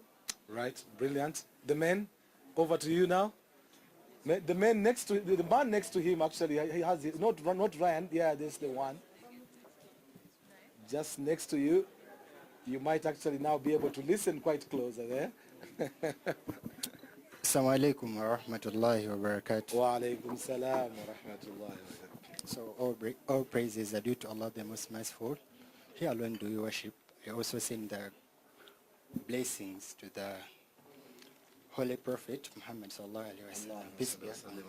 So for me, Sheikh, for me my point is, we men, we have feelings, because we are also human beings like the other gender. But for me, my concern is that we men, we normally treat these ladies according to the way they treat us. Because even if my financial status is not that okay, but if I truly love the lady I'm having, or my wife, or my girlfriend, I will at least get a loan because I love her. Yeah. Yeah. They are coming for you. Yeah, no. We are also human beings. We have feelings. Yes. But when my concern is, for me, what I noticed is that we men, we normally treat these ladies. It's like if she treats me that I feel loved, that's like at the end of the day, I'm like, Ashraf, you have your better half. So it doesn't require me to like, I was hearing the inquiries that's like, I may be having that brown lady, and then I get the other short with the calves, as in like those categories of different ladies. But for me, if I'm contented, and it's like that maybe she is mine. Yes. Is she? Yeah. Okay. And then it's like she makes me feel to feel loved, and at the end of the day, I know that she's mine. She's there. Yes. She's my better half. Yes. So for me, as a I will try my level best to provide for her. But if she treats me like it's like an option, then it's like I will also get another lady, because the person I love at heart doesn't make me feel like it's like doesn't prioritize me. Okay, now question to you, Ashraf, which is the lady next to you in purple, or is it violet? Ask the question, how would you like to be listened to? So how would you like to be listened to? So it's like for me, yes, if I'm having my love, yeah, sure. Yeah. So because we say it's like we're also what, human beings. Yes. So I will tell her that, babe, you did this, but I'm not okay with it. But at least we should try this. Or it's like you do this. Not giving her orders, because she's also a human being. She needs privacy. But we can talk. No, but Ashraf, the question was, you have an issue that you would like communicated. Men are complaining that they don't get listened to. Ladies are saying, how would you want to be listened to? Probably now, since if we get to know how you would like to be listened to, then we can put that into practice. Because we think we provide all the opportunities to be listened to, but you don't. So how would you rather have it? How would you want it to be? Me personally, because we do varies character.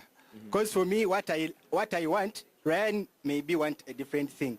Or my other colleagues, my fellow men. Now it's to you. So for me, how would you like to be listened to? For me, I think we can have that gentleman is what? It's like we sit down as human beings. I tell you that, babe, I saw you with this guy, but I'm not okay with it. Or it's like I would like to do this with you, or we should do this. And then for you, the communication, it's like if me to see that you are what, it's like you are getting what I'm trying to tell you. It's like put into what? Into actions. Right. Well, I'm struggling to hear your point. So let me pass it on, Ashraf. Thank you very much. Okay. Thank you. Assalamu alaikum wa rahmatullahi wa barakatuh. Prime Minister, just right next to you there with the man whose hand is up. Yes, and the answer to the question, how would you like to be listened to? Because I'm trying to wrap up now. I've got 3 minutes actually, which I must make sure I adhere to. So good evening to everyone. So me, I will be very direct. Please. So I don't want to sugarcoat. Yes. I want to be very direct. Now, listening is a process. So we have active listening and passive listening. So active listening, I will give an example that you tell your boy that, you know what, my boy, I don't want you to go to cinema halls beyond 6. Okay, like if I have a son, I tell him that, you know, my son, I want you by home, want you at home by 5 for the first time. If he goes there, I may keep quiet. Then for the second time, if he goes there, I will tell him, but I told you that you are supposed to be at home by what? By 5. Then if you have the ability to read someone's mind, you know that your son doesn't do what? Doesn't listen. Now for the majority of the men, I'm not married. So I may not be knowing each and everything that is in what that is in marriage. But the majority of the men, for them they want, if they tell a woman that now, I don't want you to go out with your friends, let's say, beyond this time. When you go, they may say, okay, it is for the first time, let me just give it a damn. Then for the second time, if you do the same thing, it is becoming what? A habit. Then for the third time, if you do, a man will say, so in most cases for men, they want, if they tell you, you do just with immediate effect. Don't go to someone. I'm saying majority of the men. So we have that space of the what? Of the, you can say the minority, they are there, but the majority, they want immediate what? Immediate action. Yes. And this generation, I don't know. People don't want to listen. They listen but passively. Thank you very much. Point noted. Lady here, I think her hand is up. I would want to address her question on how you want to be listened to. Yes. I think, like I said earlier, women play more of a victim. So I think if you want us to listen, no, if you want to feel listened to. Yeah, to feel listened to. Yes. What you should do, you should play less of a victim. Or maybe when you say out your problems today, tomorrow, or the next day, for a whole week, know that you're not the only one with problems. Know that a man also has problems. So don't air out your problems, but also listen to me when I come with my problems. But even if I don't say them out, at least have a day that you won't tell me your problems. At least wait for me to also say my own. Yes, because every time you're telling me problems, you're not the only one with problems. Yes. But now if she doesn't tell you the problems, because the microphone is here, then we'll go back there to the lady here. Now, because this you are her second, you are her second best, or rather first best, best half. If the person doesn't tell you, who will they tell? Who are you pushing them to tell? Because that's the other thing. And actually, I think in response even to the men's emotions, part of it is about fear. You think about the fact that, for example, if I spoke even to fellow men about how I'm feeling, what I'm going through, some men will use that very weakness to come and steal your wife. So that, oh yes, it happens a lot. Someone goes and you start telling, what has happened. You think you are opening up to someone. They use those very points to come and still, sort of take your very place. So many men now become a bit, cautious, even to fellow men, because of that. And then to the wives, because they don't think they are getting a listening ear. Because someone can listen but without listening. Or they can listen without hearing. Or they can hear without listening. I think these are two sort of situations that actually make it sometimes difficult. Please go ahead. Assalamu alaikum wa alaikum salam wa rahmatullahi wa barakatuh. Your name, please, and then kick off. My name is Hanan Ines Kokudiza. My submission about do men have feelings, I agree, I think they do. Because they are also human beings, maybe I would suggest they should allow themselves to feel. If I'm your wife, or you think I'm close to you, you should allow yourself to feel like if you want to cry, cry because you're also a human being. If you die, it is not going to matter that you were protecting the fact that you're a man. It doesn't matter. We shall bury you. So allow yourself to feel. If you want to cry, cry to the person who knows, who you think they will listen. And then back to the first part where I started with asking women the same. I think we are not the same, and for that fact I agree men should marry different wives. For that fact, I think you can just easily go to the number 2. Probably if number 2 is not, you go to number 4.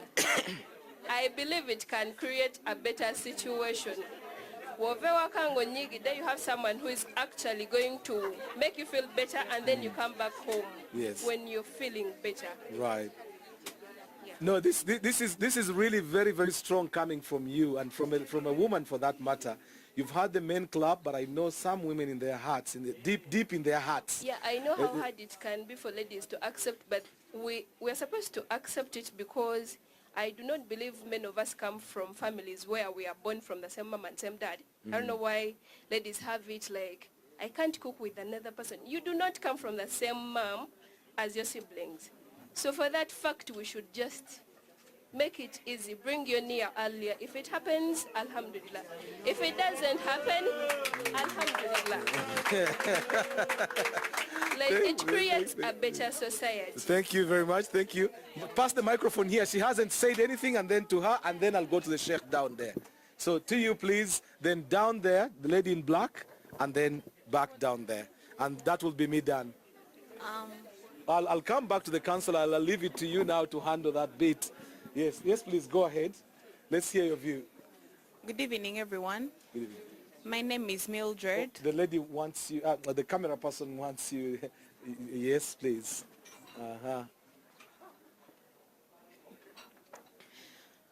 My name is Mildred. So I would like to add on her submission. Okay, accordingly to the world we are in right now, you know, men tend to be scarce. Okay. They are few in number compared to the women. So I'm not saying that, okay, I myself, I don't accept it, but according to the world right now we are living in, I believe that men should, if he has the capability of getting another comfort somewhere, okay, if he has the capability, he has the money, he can manage his 4 wives or 5 wives, it's okay. And more so, some women get other women's not because they want, but because their first wives stress them, you know. So I believe that if your wife is stressing you, you're free to get someone who will comfort you so that you don't get stressed.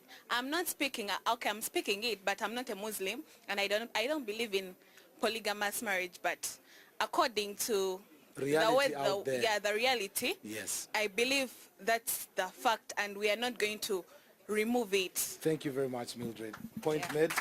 The men would love to hear that. Black, lady in black there, and then down there, and that will be me done. That will be me done. Yes, that's her. That's her. Johnson, yeah, right there. That her submission has been made by Are you sure? Mildred. How can she say exactly the same words? I would rather hear it from your own words. Yes. Wa alaikum salam wa rahmatullah. Cameraman is looking for you there. It's the same thing, just it's about diversity. Like we are not the same, of course, so you need to be diverse. Though, okay, what she talked about the stress bit, I think if you feel the first wife is stressing you and then you're going in for the others, I think stress is going to accumulate. That's not a point. Okay, let's proceed. So I think her argument is quite interesting, how you go there, you get your stress relieved, then you come back, take more stress, and then go back for relief. Because it seems to be, because if the stress is there, you just come back to load up on stress and then go and distress and then come back, load stress. Because she might be stressing, but she might be good in something else. And you come for that. Okay, yes, please, to you. Once again, I'm also called Hanan. Yes, Hanan. So, Sheikh, since you are concluding, allow me say there are few words. Please. First of all, the quarrel of men are like this, women are bachala, it will never end. For the few years I've lived on this world, I've grown up seeing that. Secondly, how do we want to be listened to? We are different. I think men accept that men, rather ladies accept that men we are not the same. Even us, we accept that these ladies are not the what? The same. So the way I want to be listened to is not the same way he wants to be listened to. Now for me personally, I want to, if I'm to tell you my problems, I want us to sit down physically. I talk to you. You also give me strength, advise me, counsel me. So that's how the way, for me as a person, I would like to be listened to. So lastly, the thing of abachala tebawulira,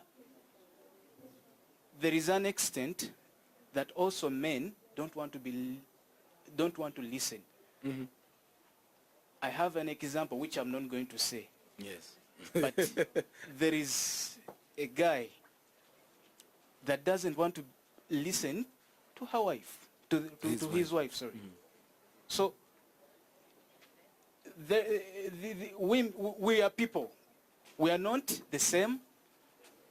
Buli omu alina akamogo ke. I think we should accept that. So even if we quarrel, men are like this, women are like this, I think we shall never have a solution. Just go by the what? What good enough. Every religion talks about marriage. Yeah. Every religion talks about relationship. So what does Islam tell you about treating ladies? Ladies, what does Islam teach you about how to treat men? Listen to that. When you follow it, you lose nothing. So I think allow me conclude these words by saying there are many things that we can discuss about in these sittings. So for me as a person, it's my first time to come in such a sitting, but I've learned many different things, and I think people have learned many things. Fantastic. So, Thank you very much. Assalamu alaikum. Wa alaikum salam. Madam Councillor, before you go, because I'm just concluding now, I'll just be handing back the mic. I thank you very, very much for a very, very interesting session that we have been through. I'm very honored to have been able to moderate. Some of these discussions are not discussions that have started today, neither are they going to end today. Therefore, they are continuing process. But what I've realized is that there is an issue with some of the default settings that needs probably go back to factory settings which are not default settings. There are particular perceptions that we have taken on. Religion has come in to guide us. Every religion has come up to guide us on how we should, live, how we should perceive one another, how we should listen to one another. But I think the times that we live through, the kind of environments that we've been exposed to have all had an impact in terms of how we've ended up becoming. There are certain things that are becoming so normal, yet they should never be normalized. But I think going back to the very basics should be, let us find out what works for my person and what doesn't work. There are certain things that we can have as generalities, but there are certain things that we can have as specifics. The generalities are some of the things, because for example, in Islam, the Prophet ﷺ, when he was talking about marriage, he said you can marry a woman for so many things, her beauty, her wealth, her family, and so on. But finishes by emphasizing, marry a religious wife, she will give you comfort. Because a religious person now will always be making reference to the holy books. How does my religion perceive this? I've mistreated this person. Are you quick to go and say sorry? Why? What would it cost you to just say sorry to a person? There is something very disarming about someone coming and saying sorry. Because what would you do beyond sorry? If someone comes and says sorry and you continue, go ahead and beat them or punish them, I think you feel sorry for yourself. When someone comes and says sorry and you can see it's from the heart, there is a very powerful aspect to it that actually comforts you. So I think really we need to go on the part of religion, look for a religious wife. On the part of men, women, as you are looking for a man, the Prophet ﷺ says, if a man comes to you whose behaviors you like and whose religiosity you like, marry them your daughters. If you don't, get ready for trouble. So manners matter, because the good manners now, that's where you become feeling for someone. You will understand, you can come back home, you see your wife. For example, when you live away, in Uganda you have the benefit of maids, you'll have people working around, extended family. You get to Europe, we get pampers. Nchusa pampa no neunya. You know, if I just get to pampers, changing big children, my wife, we had twins at some point and she was doing her masters. I would keep the kids. I would go to uni, I'm keeping them in the prams, drive them to uni, she comes out of uni, she breastfeeds, and then I carry the babies back, the twins back home. You know that's the Europe. Someone is working away, they are so tired. You've come back home from shift quickly. I said in Africa or Uganda, you have the benefit of maids. Erito muina. It's just the two of you in the home, plus the children probably. You are back home early. What would stop you from just doing a quick cook? You cook the food and she comes and she'll find the food ready. If you cook that, and the problem is now some wives will just make it a point. They can't do what you funde. You know, so there's just that if someone is religious, they won't do that. They will understand we are all living in stressful situations. I'm helping out. So all these dynamics, I think, will go according to where you are. You tune your situations on the basis of where you are, where your circumstances have found you. Do not live for somebody else. Once you get married, people will just encourage you to do every ABCD until that door is shut. And Islam tells you on that very first night, get a glass of milk, get some honey in a bowl, test them and read that dua. You are entering into territory unknown, territory necessary conformity in some situations. You have to conform or drop dead. You are entering into that, and that's where religion now comes in to bind you. Every time you have problems, you pray to Allah. You pray to God. You just say, God, this is a situation that is beyond our hands. We've done what we think we should do or we can do. We hand everything else back to you. That is the best, I think, that you can take it. There, the bee will still stick to the flower with the nectar. And that nectar is that religion. Assalamu alaikum wa rahmatullahi wa barakatuh.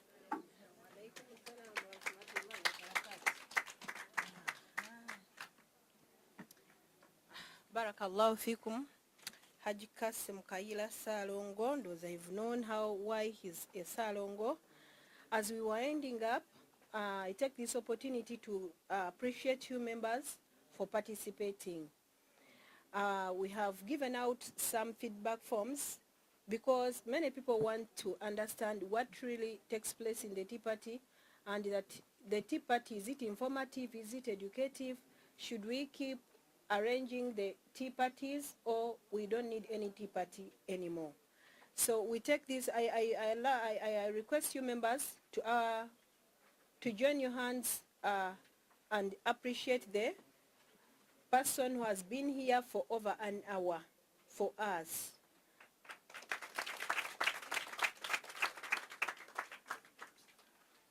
Thank you for being good people, the people who wish to learn, unlearn, and relearn. I love the audience I'm having today because our expectations were to have 100 people, and Alhamdulillah, we've been able to make it. So whoever is here, kindly thank yourself. Just give yourself a hand. We thank the Almighty Allah for the arrangements, for the eats that we've had, for the people behind the eats, the Newman snacks, for the people behind the camera, the Muslim channel, represented by Hibatullah, Hajat Hibatullah. I don't know why you don't want to give an award to this audience, and yet you have a lot to share. I appreciate the leaders we are with today. For today, we are having someone with a project, the President Musau, Uganda Muslim Student Association. You know him, but I'm introducing him as the President Musau today. May you please stand up for recognition, sir, Mr. Musanje. That gentleman has a project of giving back to the community. We would request each and every member here who is able at least to buy for us a pack of sanitary wear. Members, you should learn to give back. We've had everything from people who bought them for us. It is Newman snacks, that has supplied us with snacks. And I will request you people to support Newman's. They have snacks there at just 500 shillings. If you feel like you are missing some eats and you feel that what we've served is not enough, please support them. Just 500 shillings. You can get daddies, you can get peanuts, you can get beans, crispy, and everything is there. So in order to appreciate them, support them, please, kindly. I'm making a drive from here for the members of the Tea Party at least to contribute a box, if it is just a box of sanitary pads. I request a sister here to go around and pick those pledges from members so that we can come out at least with a box of sanitary ware to contribute to the donation, whatever project of Mr. Musanje. These donations are going to the needed refugees where in Kiriandongo. You are seeing posters in classes all over. And I request members to hand in the feedback forms because we want to organize something better. I told you I'm going to appreciate the lady behind this. Mr. Zawede, Madam Zawede, please, I request you to come here for that recognition.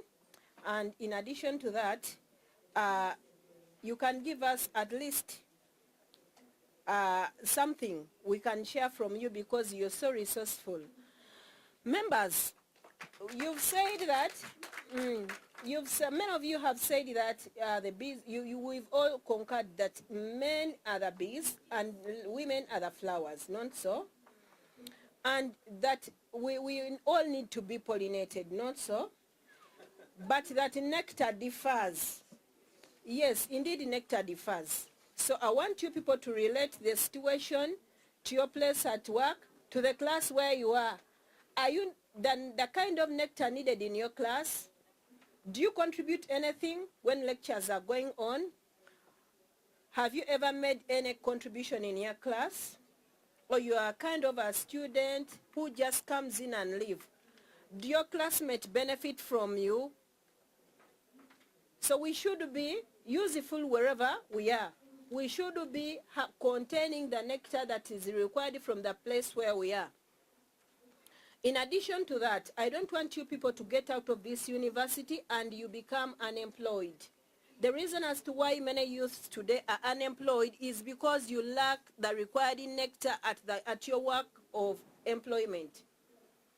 Please ensure that you add on to yourself some value that can keep you there.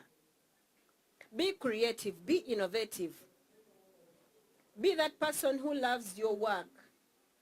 Be resilient. At marriage, what are you supposed to be? What are you supposed to hold? But please be that unique person. Be different. Many women are out there. They are everything. They have everything that you have, but the quality matters. The quality matters. We all communicate at home. Even in the family, amongst your sisters and the brothers, there is that sister who gets the best package when you are going back to school, as in terms of shopping. Yes. Madam Hiba of Muslim Channel. Now there is that child who gets the best package of shopping when going back to school. It is because he contains some nectar during holidays. He or she supports the parents. She's creative. She's everything. So that the parents appreciate and give her that best package. You remember that child at home who used to get the best. When you are going back home, back to school, they give her everything she needs. But you may find that some of us even get just a quarter of what our brothers get. There is that child who is in the best university. There is that child who is pursuing law. And there is that one, your family chose to be in other fields that don't require much money. There is a person here pursuing medicine. What makes the difference is the difference in your qualities. You let people disbelieve in you. that this one won't manage this one won't manage this. Please disprove them that I'm also someone and I can achieve everything. When it comes to relationship, why are you that kind of a girl who is being chucked? Lwaki gwe gwe bakyawa? Nze tebankyawa, nze sirinda kunkyawa, nkyawa bukyayi. And I'm telling you ladies, tokkirizanga okukukyawa oba oweddemu, kabaka weddemu. Yes, nga bakukyawa batya. If you see that the man is towards that, go and check your nectar. We said that the nectar are your qualities.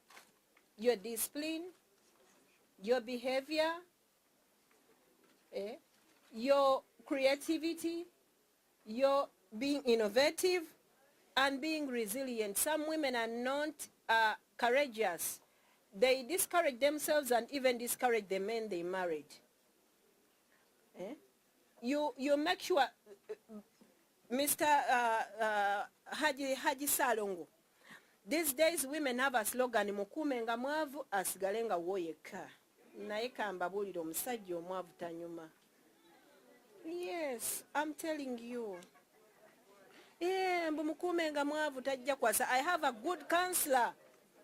She's everywhere. That me, I'm alone.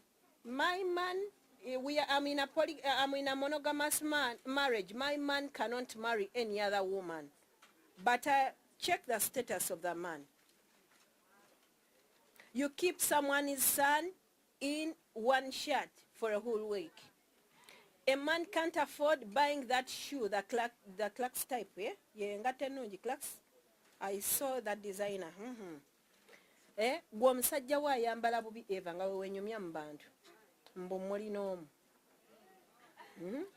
I'm telling you tanyuma. Many women out there have adopted that tendency, that behavior of keeping the men in poverty, in extreme poverty.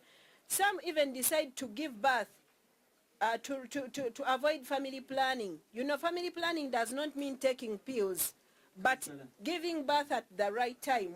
Kansala, yes. There is a lady on Christmas, you know, I sell suits. So this woman, she came and bought a suit for the brother. Then I told her, why haven't you bought for your husband? The husband, she bought for the brother, but she couldn't buy for the husband. Yes, so this happens, it is in real life. But what causes that?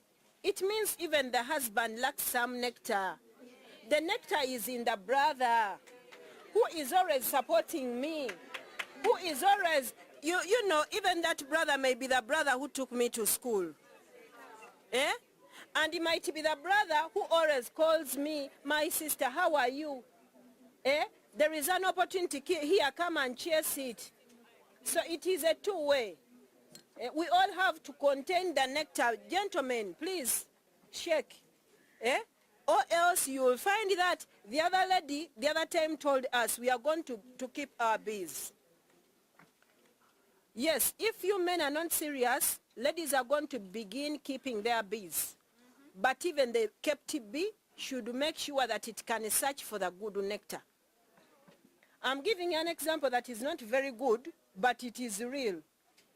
It is happening in the ideal world. The relationship between Shakibu and Zari. You see that relationship? It looks something that is not healthy, but it is healthy to them. The reason as to why Shakib is keeping Zari, he knows what kind of nectar is in his Zari. And the reason as to why Zari is keeping Shakibu, there is nectar. And if this Shakibu lacks that nectar, he cannot keep Zari. You remember at one point, they were like separating. And the boy was like, maybe I can pass on. The girl is empowering him. There is a level at which Shakibu is where he wasn't before, okay? Yes, that kind of empowerment. And you boys, mwetereze. There is no ayah, there is no whatever. There is no law that is providing for men not marrying people older than them. Yes, teriyo tteeka ligaana musajja kuwasa mukazi akola ki amusingako. Muyina okubeera nga mulengera ewala. These people should contain the nectar you want. If they don't have the nectar you want, you also have to move on to another level. Prophet Muhammad sallallahu alaihi wasallam, the first woman he married was Khadija. The qualities in Khadija, you all know them. Naye muli wano, I'm telling you, you're missing opportunities. Out there, many women are widows. Out there, many women, their husbands are in jail. But they've made their money. Yes, they are rich. Naye munsobera. The people who say they are marrying two women, more women, because they are practicing the sunnah, bagenda kubwana buto. Those young girls have many opportunities. Eh? Mbumuoza musai. If you are practicing the sunnah, why don't you practice the sunnah of the Prophet? Sallallahu alaihi wasallam. By the time Prophet married Aisha, he had a list.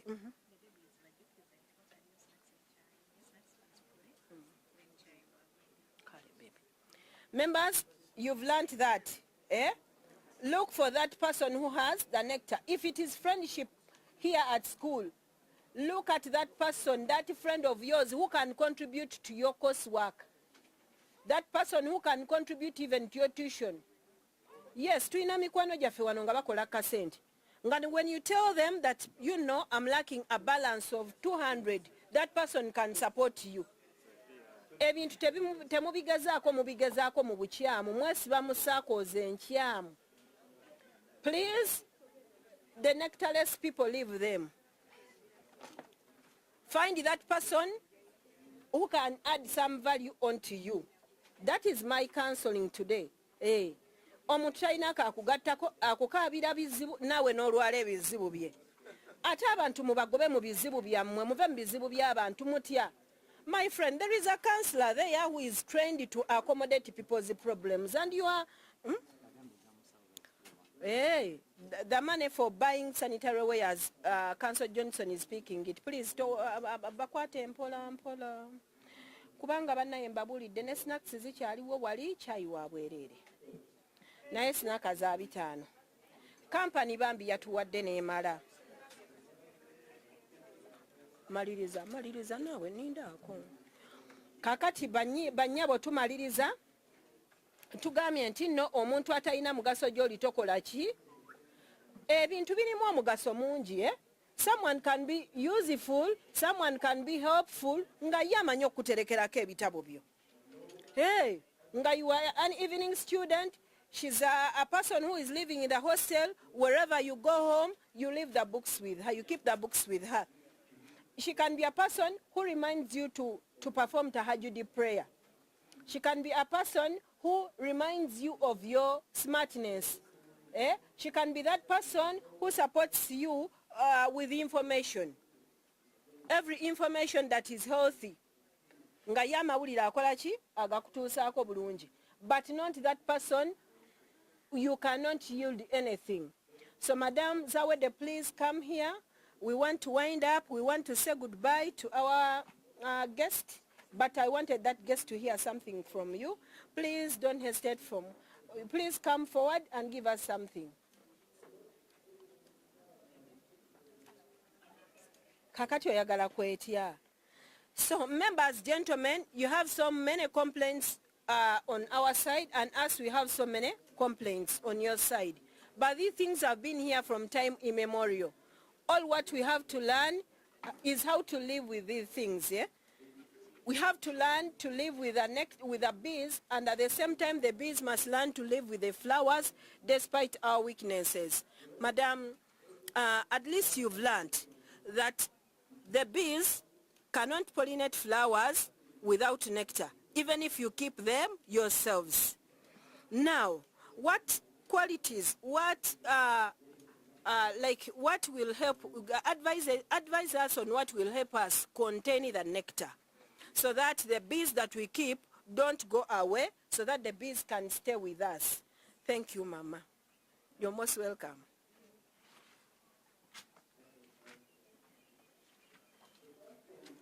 Assalamu alaikum wa rahmatullahi wa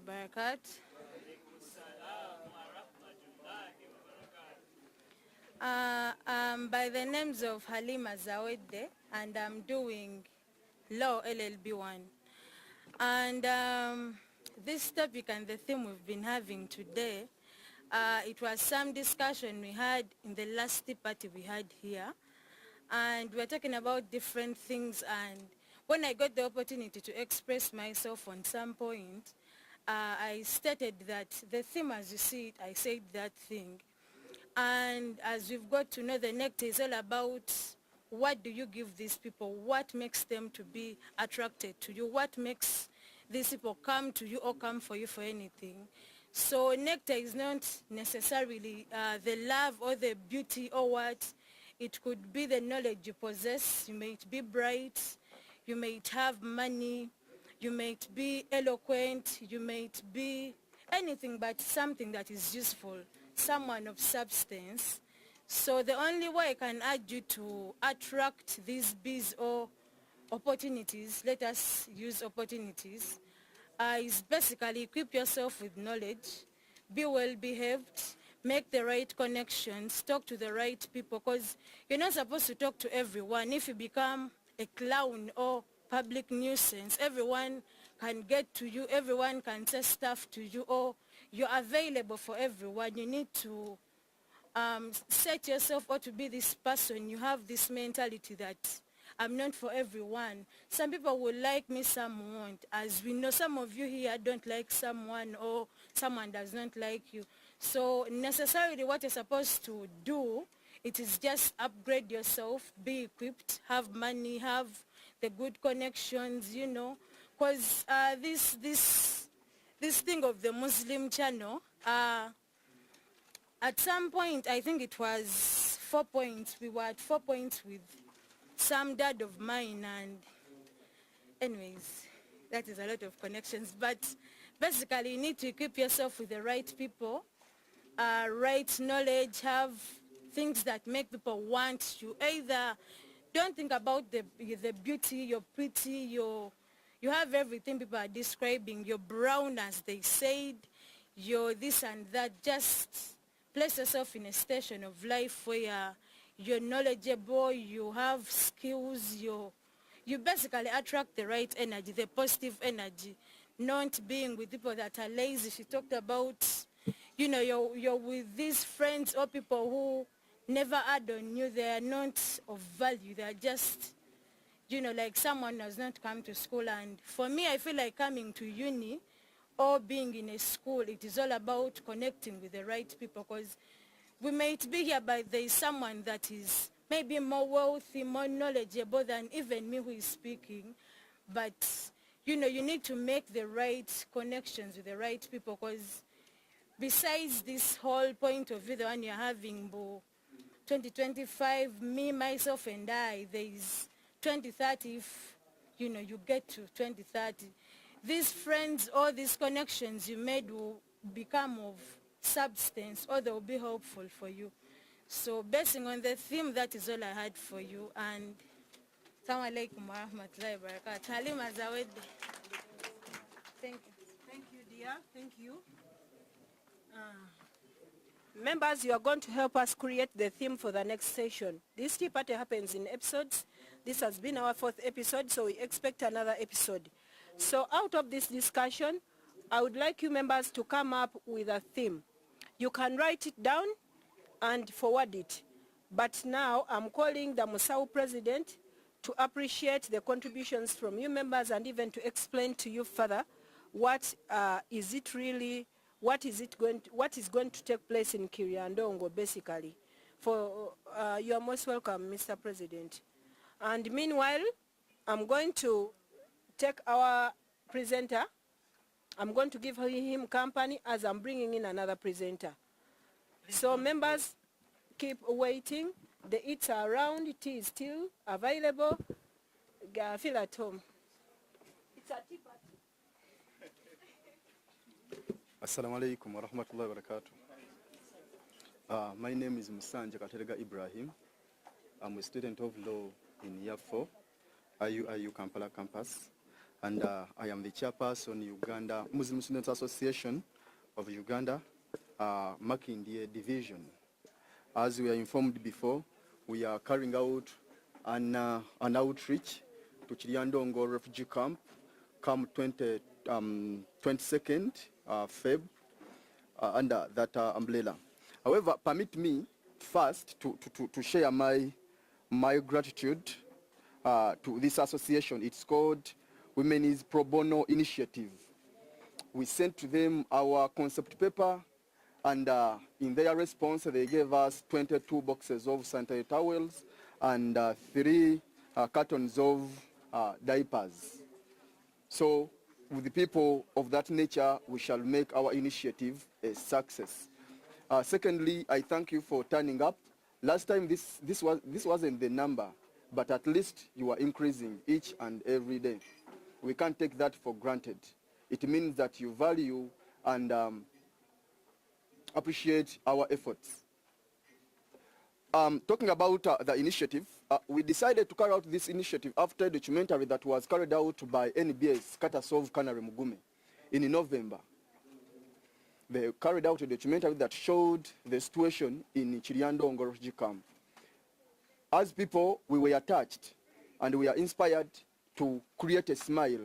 We were inspired to make a difference or to make a change. We can't change their situation 100%, but we can make a contribution. These people are lacking scholastic materials. I know most of you know that in Chiriandongo and other refugee camps, there are many organizations, and money goes there. However, the usage, some of these people create these organizations, just simply to swindle money. When I reached there for a survey, I found a lot of offices, and some of these organizations wanted to compel me to carry out this activity through them, not through Musau, simply because they know it was easy for them to account to some other people had given them money. But I was like, this is Uganda, this is the Muslim Students Association. We are independent. We can support ourselves. We can make this outreach a success. We are left with some few weeks to accomplish this, but we can't do it without you people getting involved. Our budget is having something like 13 millions, but what we are interested in are items, because even if we get this money, we shall be buying items. If you can bring a pad, if you can bring a book, if you can bring a pen, if you can go back home and bring some of your clothes, some of us, we grow small, we grow big, clothes that you no longer use, you bring and we take to these people.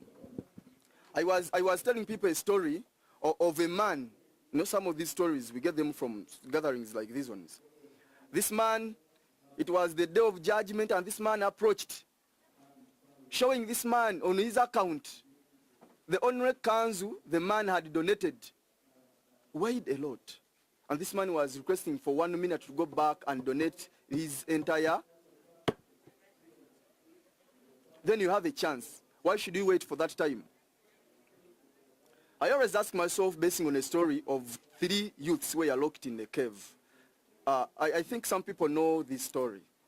They were locked in a cave, and they were directed. Just mention it. 3 or 1 thing that we ever done for the sake of Allah, just for the sake of Allah, you get out of here. If they lock there and they say mention and get out, I believe you have what to say. But add this on among the stuffs that you can mention that you have ever done for the sake of Allah. What am I requesting you to do?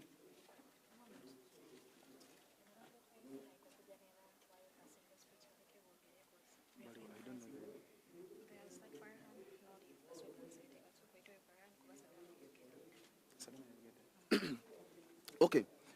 We shall be putting a box outside there. Our posters are moving in different WhatsApp groups. Kindly drop in something that you can. Assalamu alaikum wa rahmatullahi wa barakatuh. Farhan, come and address these people, inshallah.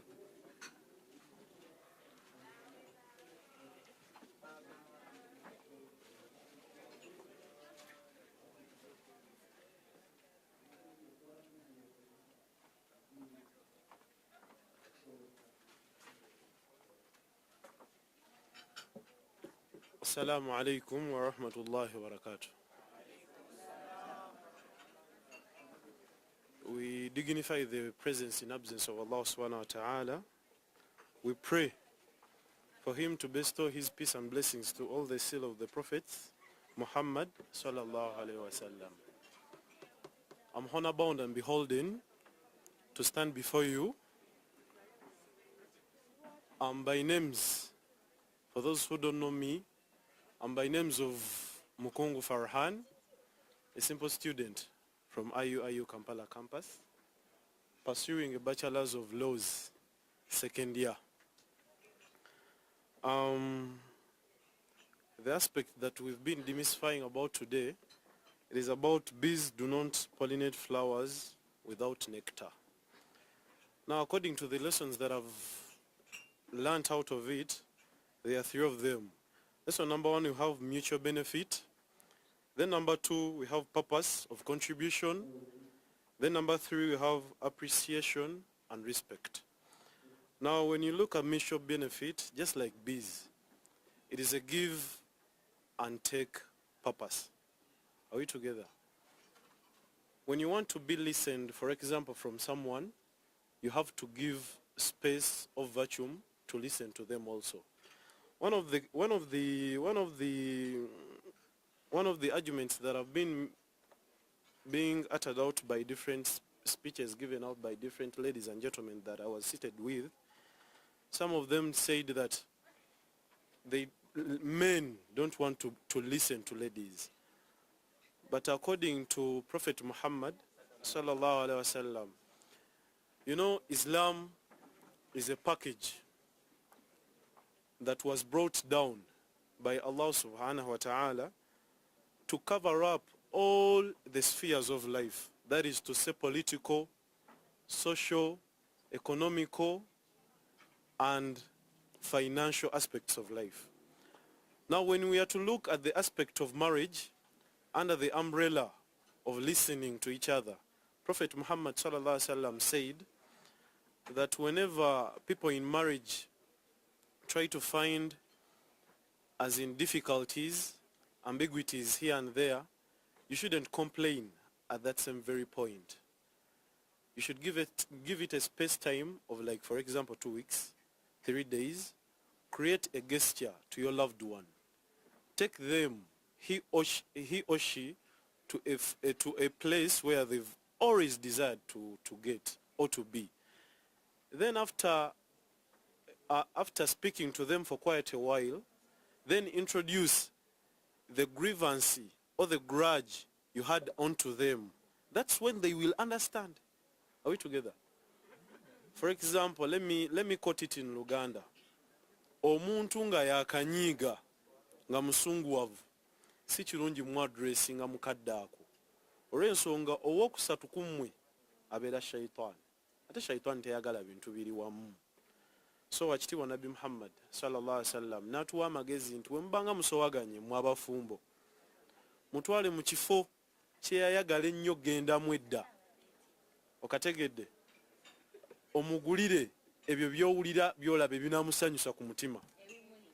By'awulira by'ayagala. For example, ebimuli, ekirabo, abakyala baagala nnyo abaaya, akasente woba okayina nako kamuwa.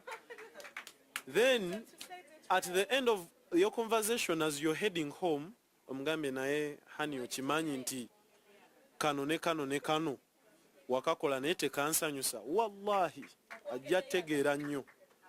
Other than okumutuukirako munyiivu, towuliriza, yakulabye n'omukazi omulala, obujja bubeerawo, aba tajja bitegeera. Tomugulidde teddy bear. So n'ebigambo ebyo, I think the process of hearing to each other can really work out by us adopting the aspect of the Prophet Muhammad sallallahu alaihi wasallam. Now, as I conclude, members, I simply request for support, guidance, and in the other aspect, I request for your vote in advance. I'm by names of Mukungu Farhan, an aspirant for Guild Presidency of our campus, 2025-2026. So now,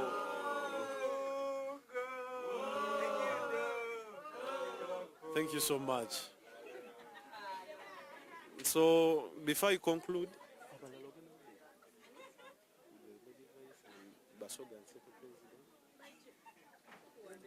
it's okay. So allow me to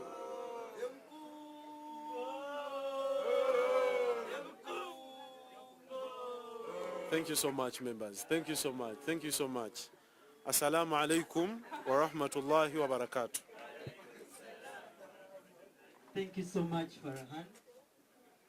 We have other people who would also want to say hi to you. Just a minute. There is Basoga and Sete. Amina, please come. She's out. And like the counselor said, don't go because she's bringing another presenter. That was just one session. We have the second session, so please don't go.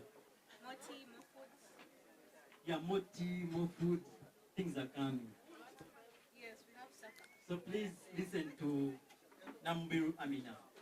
Do you have another speaker? Yeah, counselor. You should come in front while you're getting after that next guy. Okay. So, but Jay should say brief words and leave. Okay. So,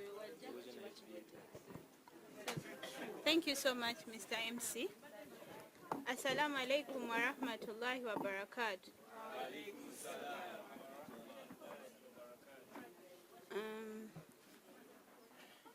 I'm so grateful for the opportunity given to me,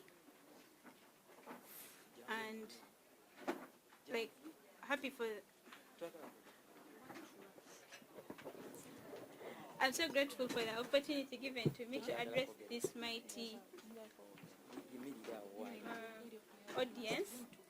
I'm by names of Namubiru Amina, BIT, Year 2, and I'm contesting for the post of Lady Vice President, and I'm kindly requesting for your support when the time comes. From the topic, we had a lot of submissions from you, and I was so honored to learn from whatever submissions that were given. I was able to pick a leaf. That's all. Thank you so much. Thank you, Amina. That is Nambiru Amina, vying for the post of Vice President, or Lady Vice President on the Guild Cabinet. And that is Chitibwa Kauthara.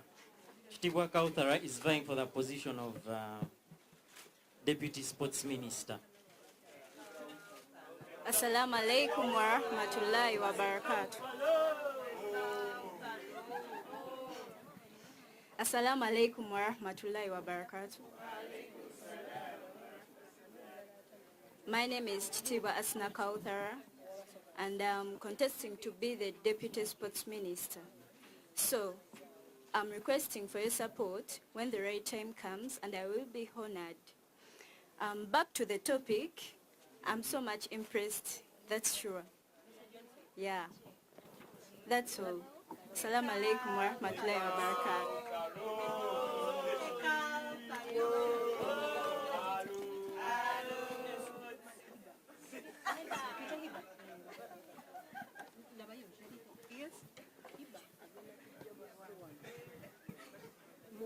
I'm talking about Hiba. I introduce her when she's here. Assalamu alaikum once again. There is a question before me. Want to learn more about the role of Councillor's office in the university and how the councillor can be accessed. That is a very good question.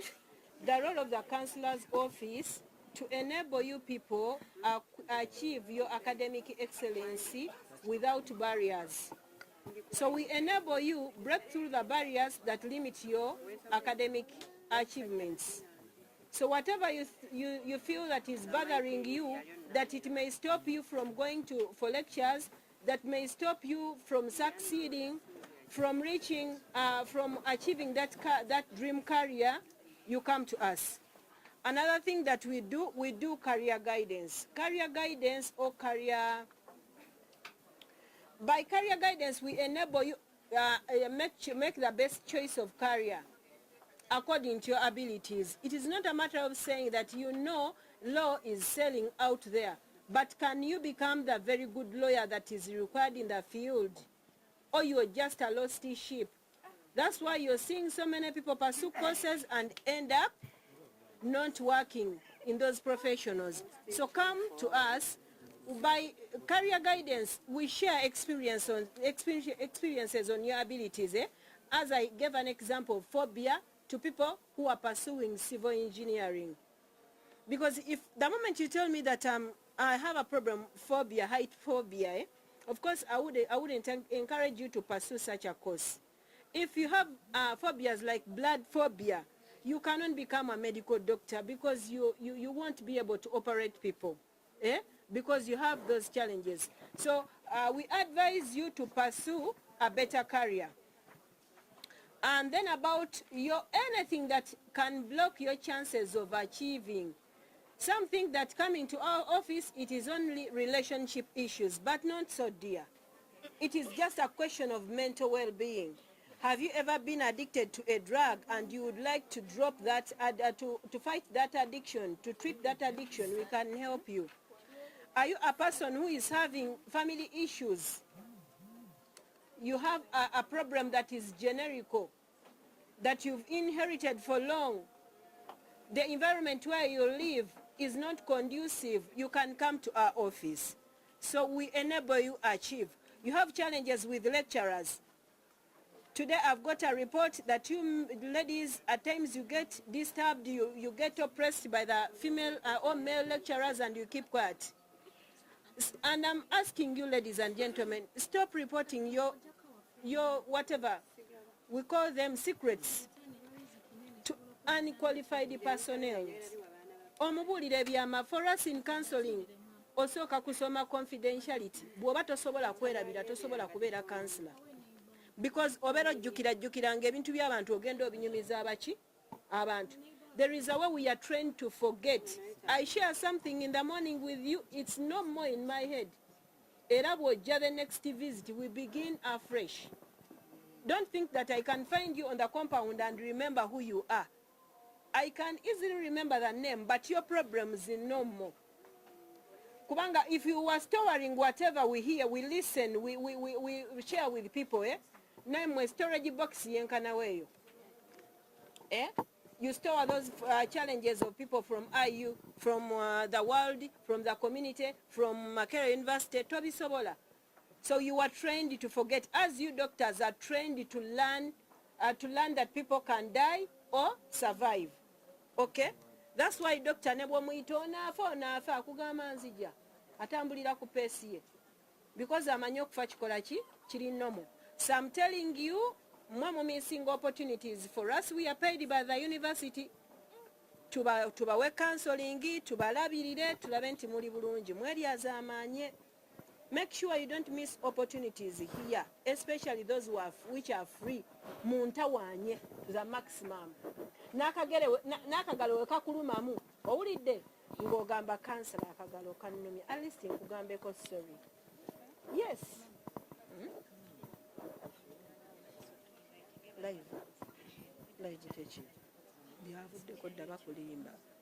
So you've got that. Where yazamanya, there is a person here to say sorry to you, okay? Teweri akonja ulo malayo school fees zo. As when we were still in Makerere University, ngabana bayine fujo, ngabasumulula ne tapu amazi ne gayiika. Ngagamba bukyanga nzija ku university wano spending ngako bintu byayo. Kati me, I used to be a fresher. Nganze ngenda mu holo nga ntawaana obwongo. Like nga nsiba amazzi agakola ki? Because the war was, oh yeah.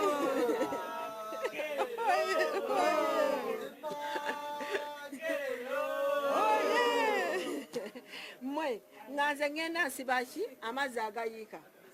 Until when someone told me ojja koowa weka. So you people make use of every opportunity that is provided here. Bweba kugamba kino kya bwerere kola ki?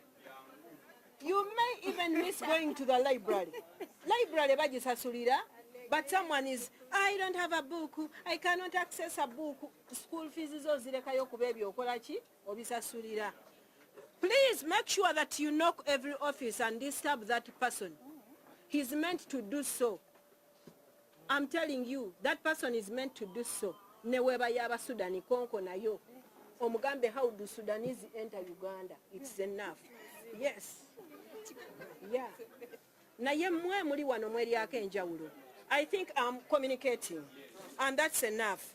For our next theme, we shall communicate. We have a group that is called the Sisters Talk, but you are going to change it to accommodate the gents. Cut through that group, we are going to be sharing the next theme. And members, I'm requesting that you're going to register for us. You've not been registering. Madam Sharifa, you're going to share. We've not registered these people. That was a mistake. I shared some documents, but I did not share. Even if you share contact only, because you may not need to leave your name with us, but we may share a contact.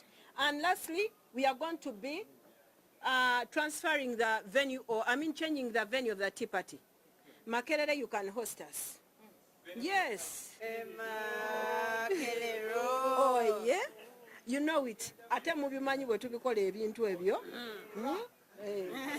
Kakati mwanamwa. Kati members, listen. You can arrange and invite us, and we come to Makerere. You invited us all clinic with its tea party to Makerere University. Then we can bring the presenters who are experts in this. That's done. The tea party is basically, members, the tea party is basically for youths only. Tetulina mwebali, wanga wali oba youth ba mama. But tetwagala nnyo abantu abatusingako ennyo emyaka. Wanga abantu abo ebintu ebyo bye balimu. Ebimu naffe tetwabirabako, you get it? Twagala abantu abakalaba government etya? Ba Bobi Wine kwe tukoma. Tetusukka waawo. Tetugenda waggulu. Ebintu byaffe abakalaba government etya? Eya Bobi. Tusobole okutegekera eri. Kati I'm inviting some people here. There is a lady I would like to introduce to you and the team, Muslim channel. Please, members, Haji Fadi, at least needs you people to come here and share the products. Wanabana bagala saving, they want to market their products. You have a lot that you need to share with these people at least. I request you, Hajati Batila, to come here. And we need a lot, we would learn a lot from you, lady.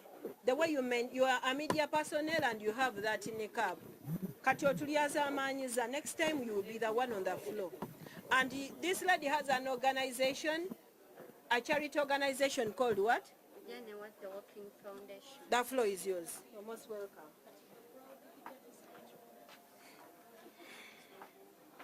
It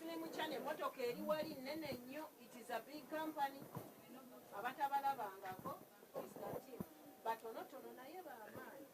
Assalamu alaikum wa rahmatullahi wa barakatuh.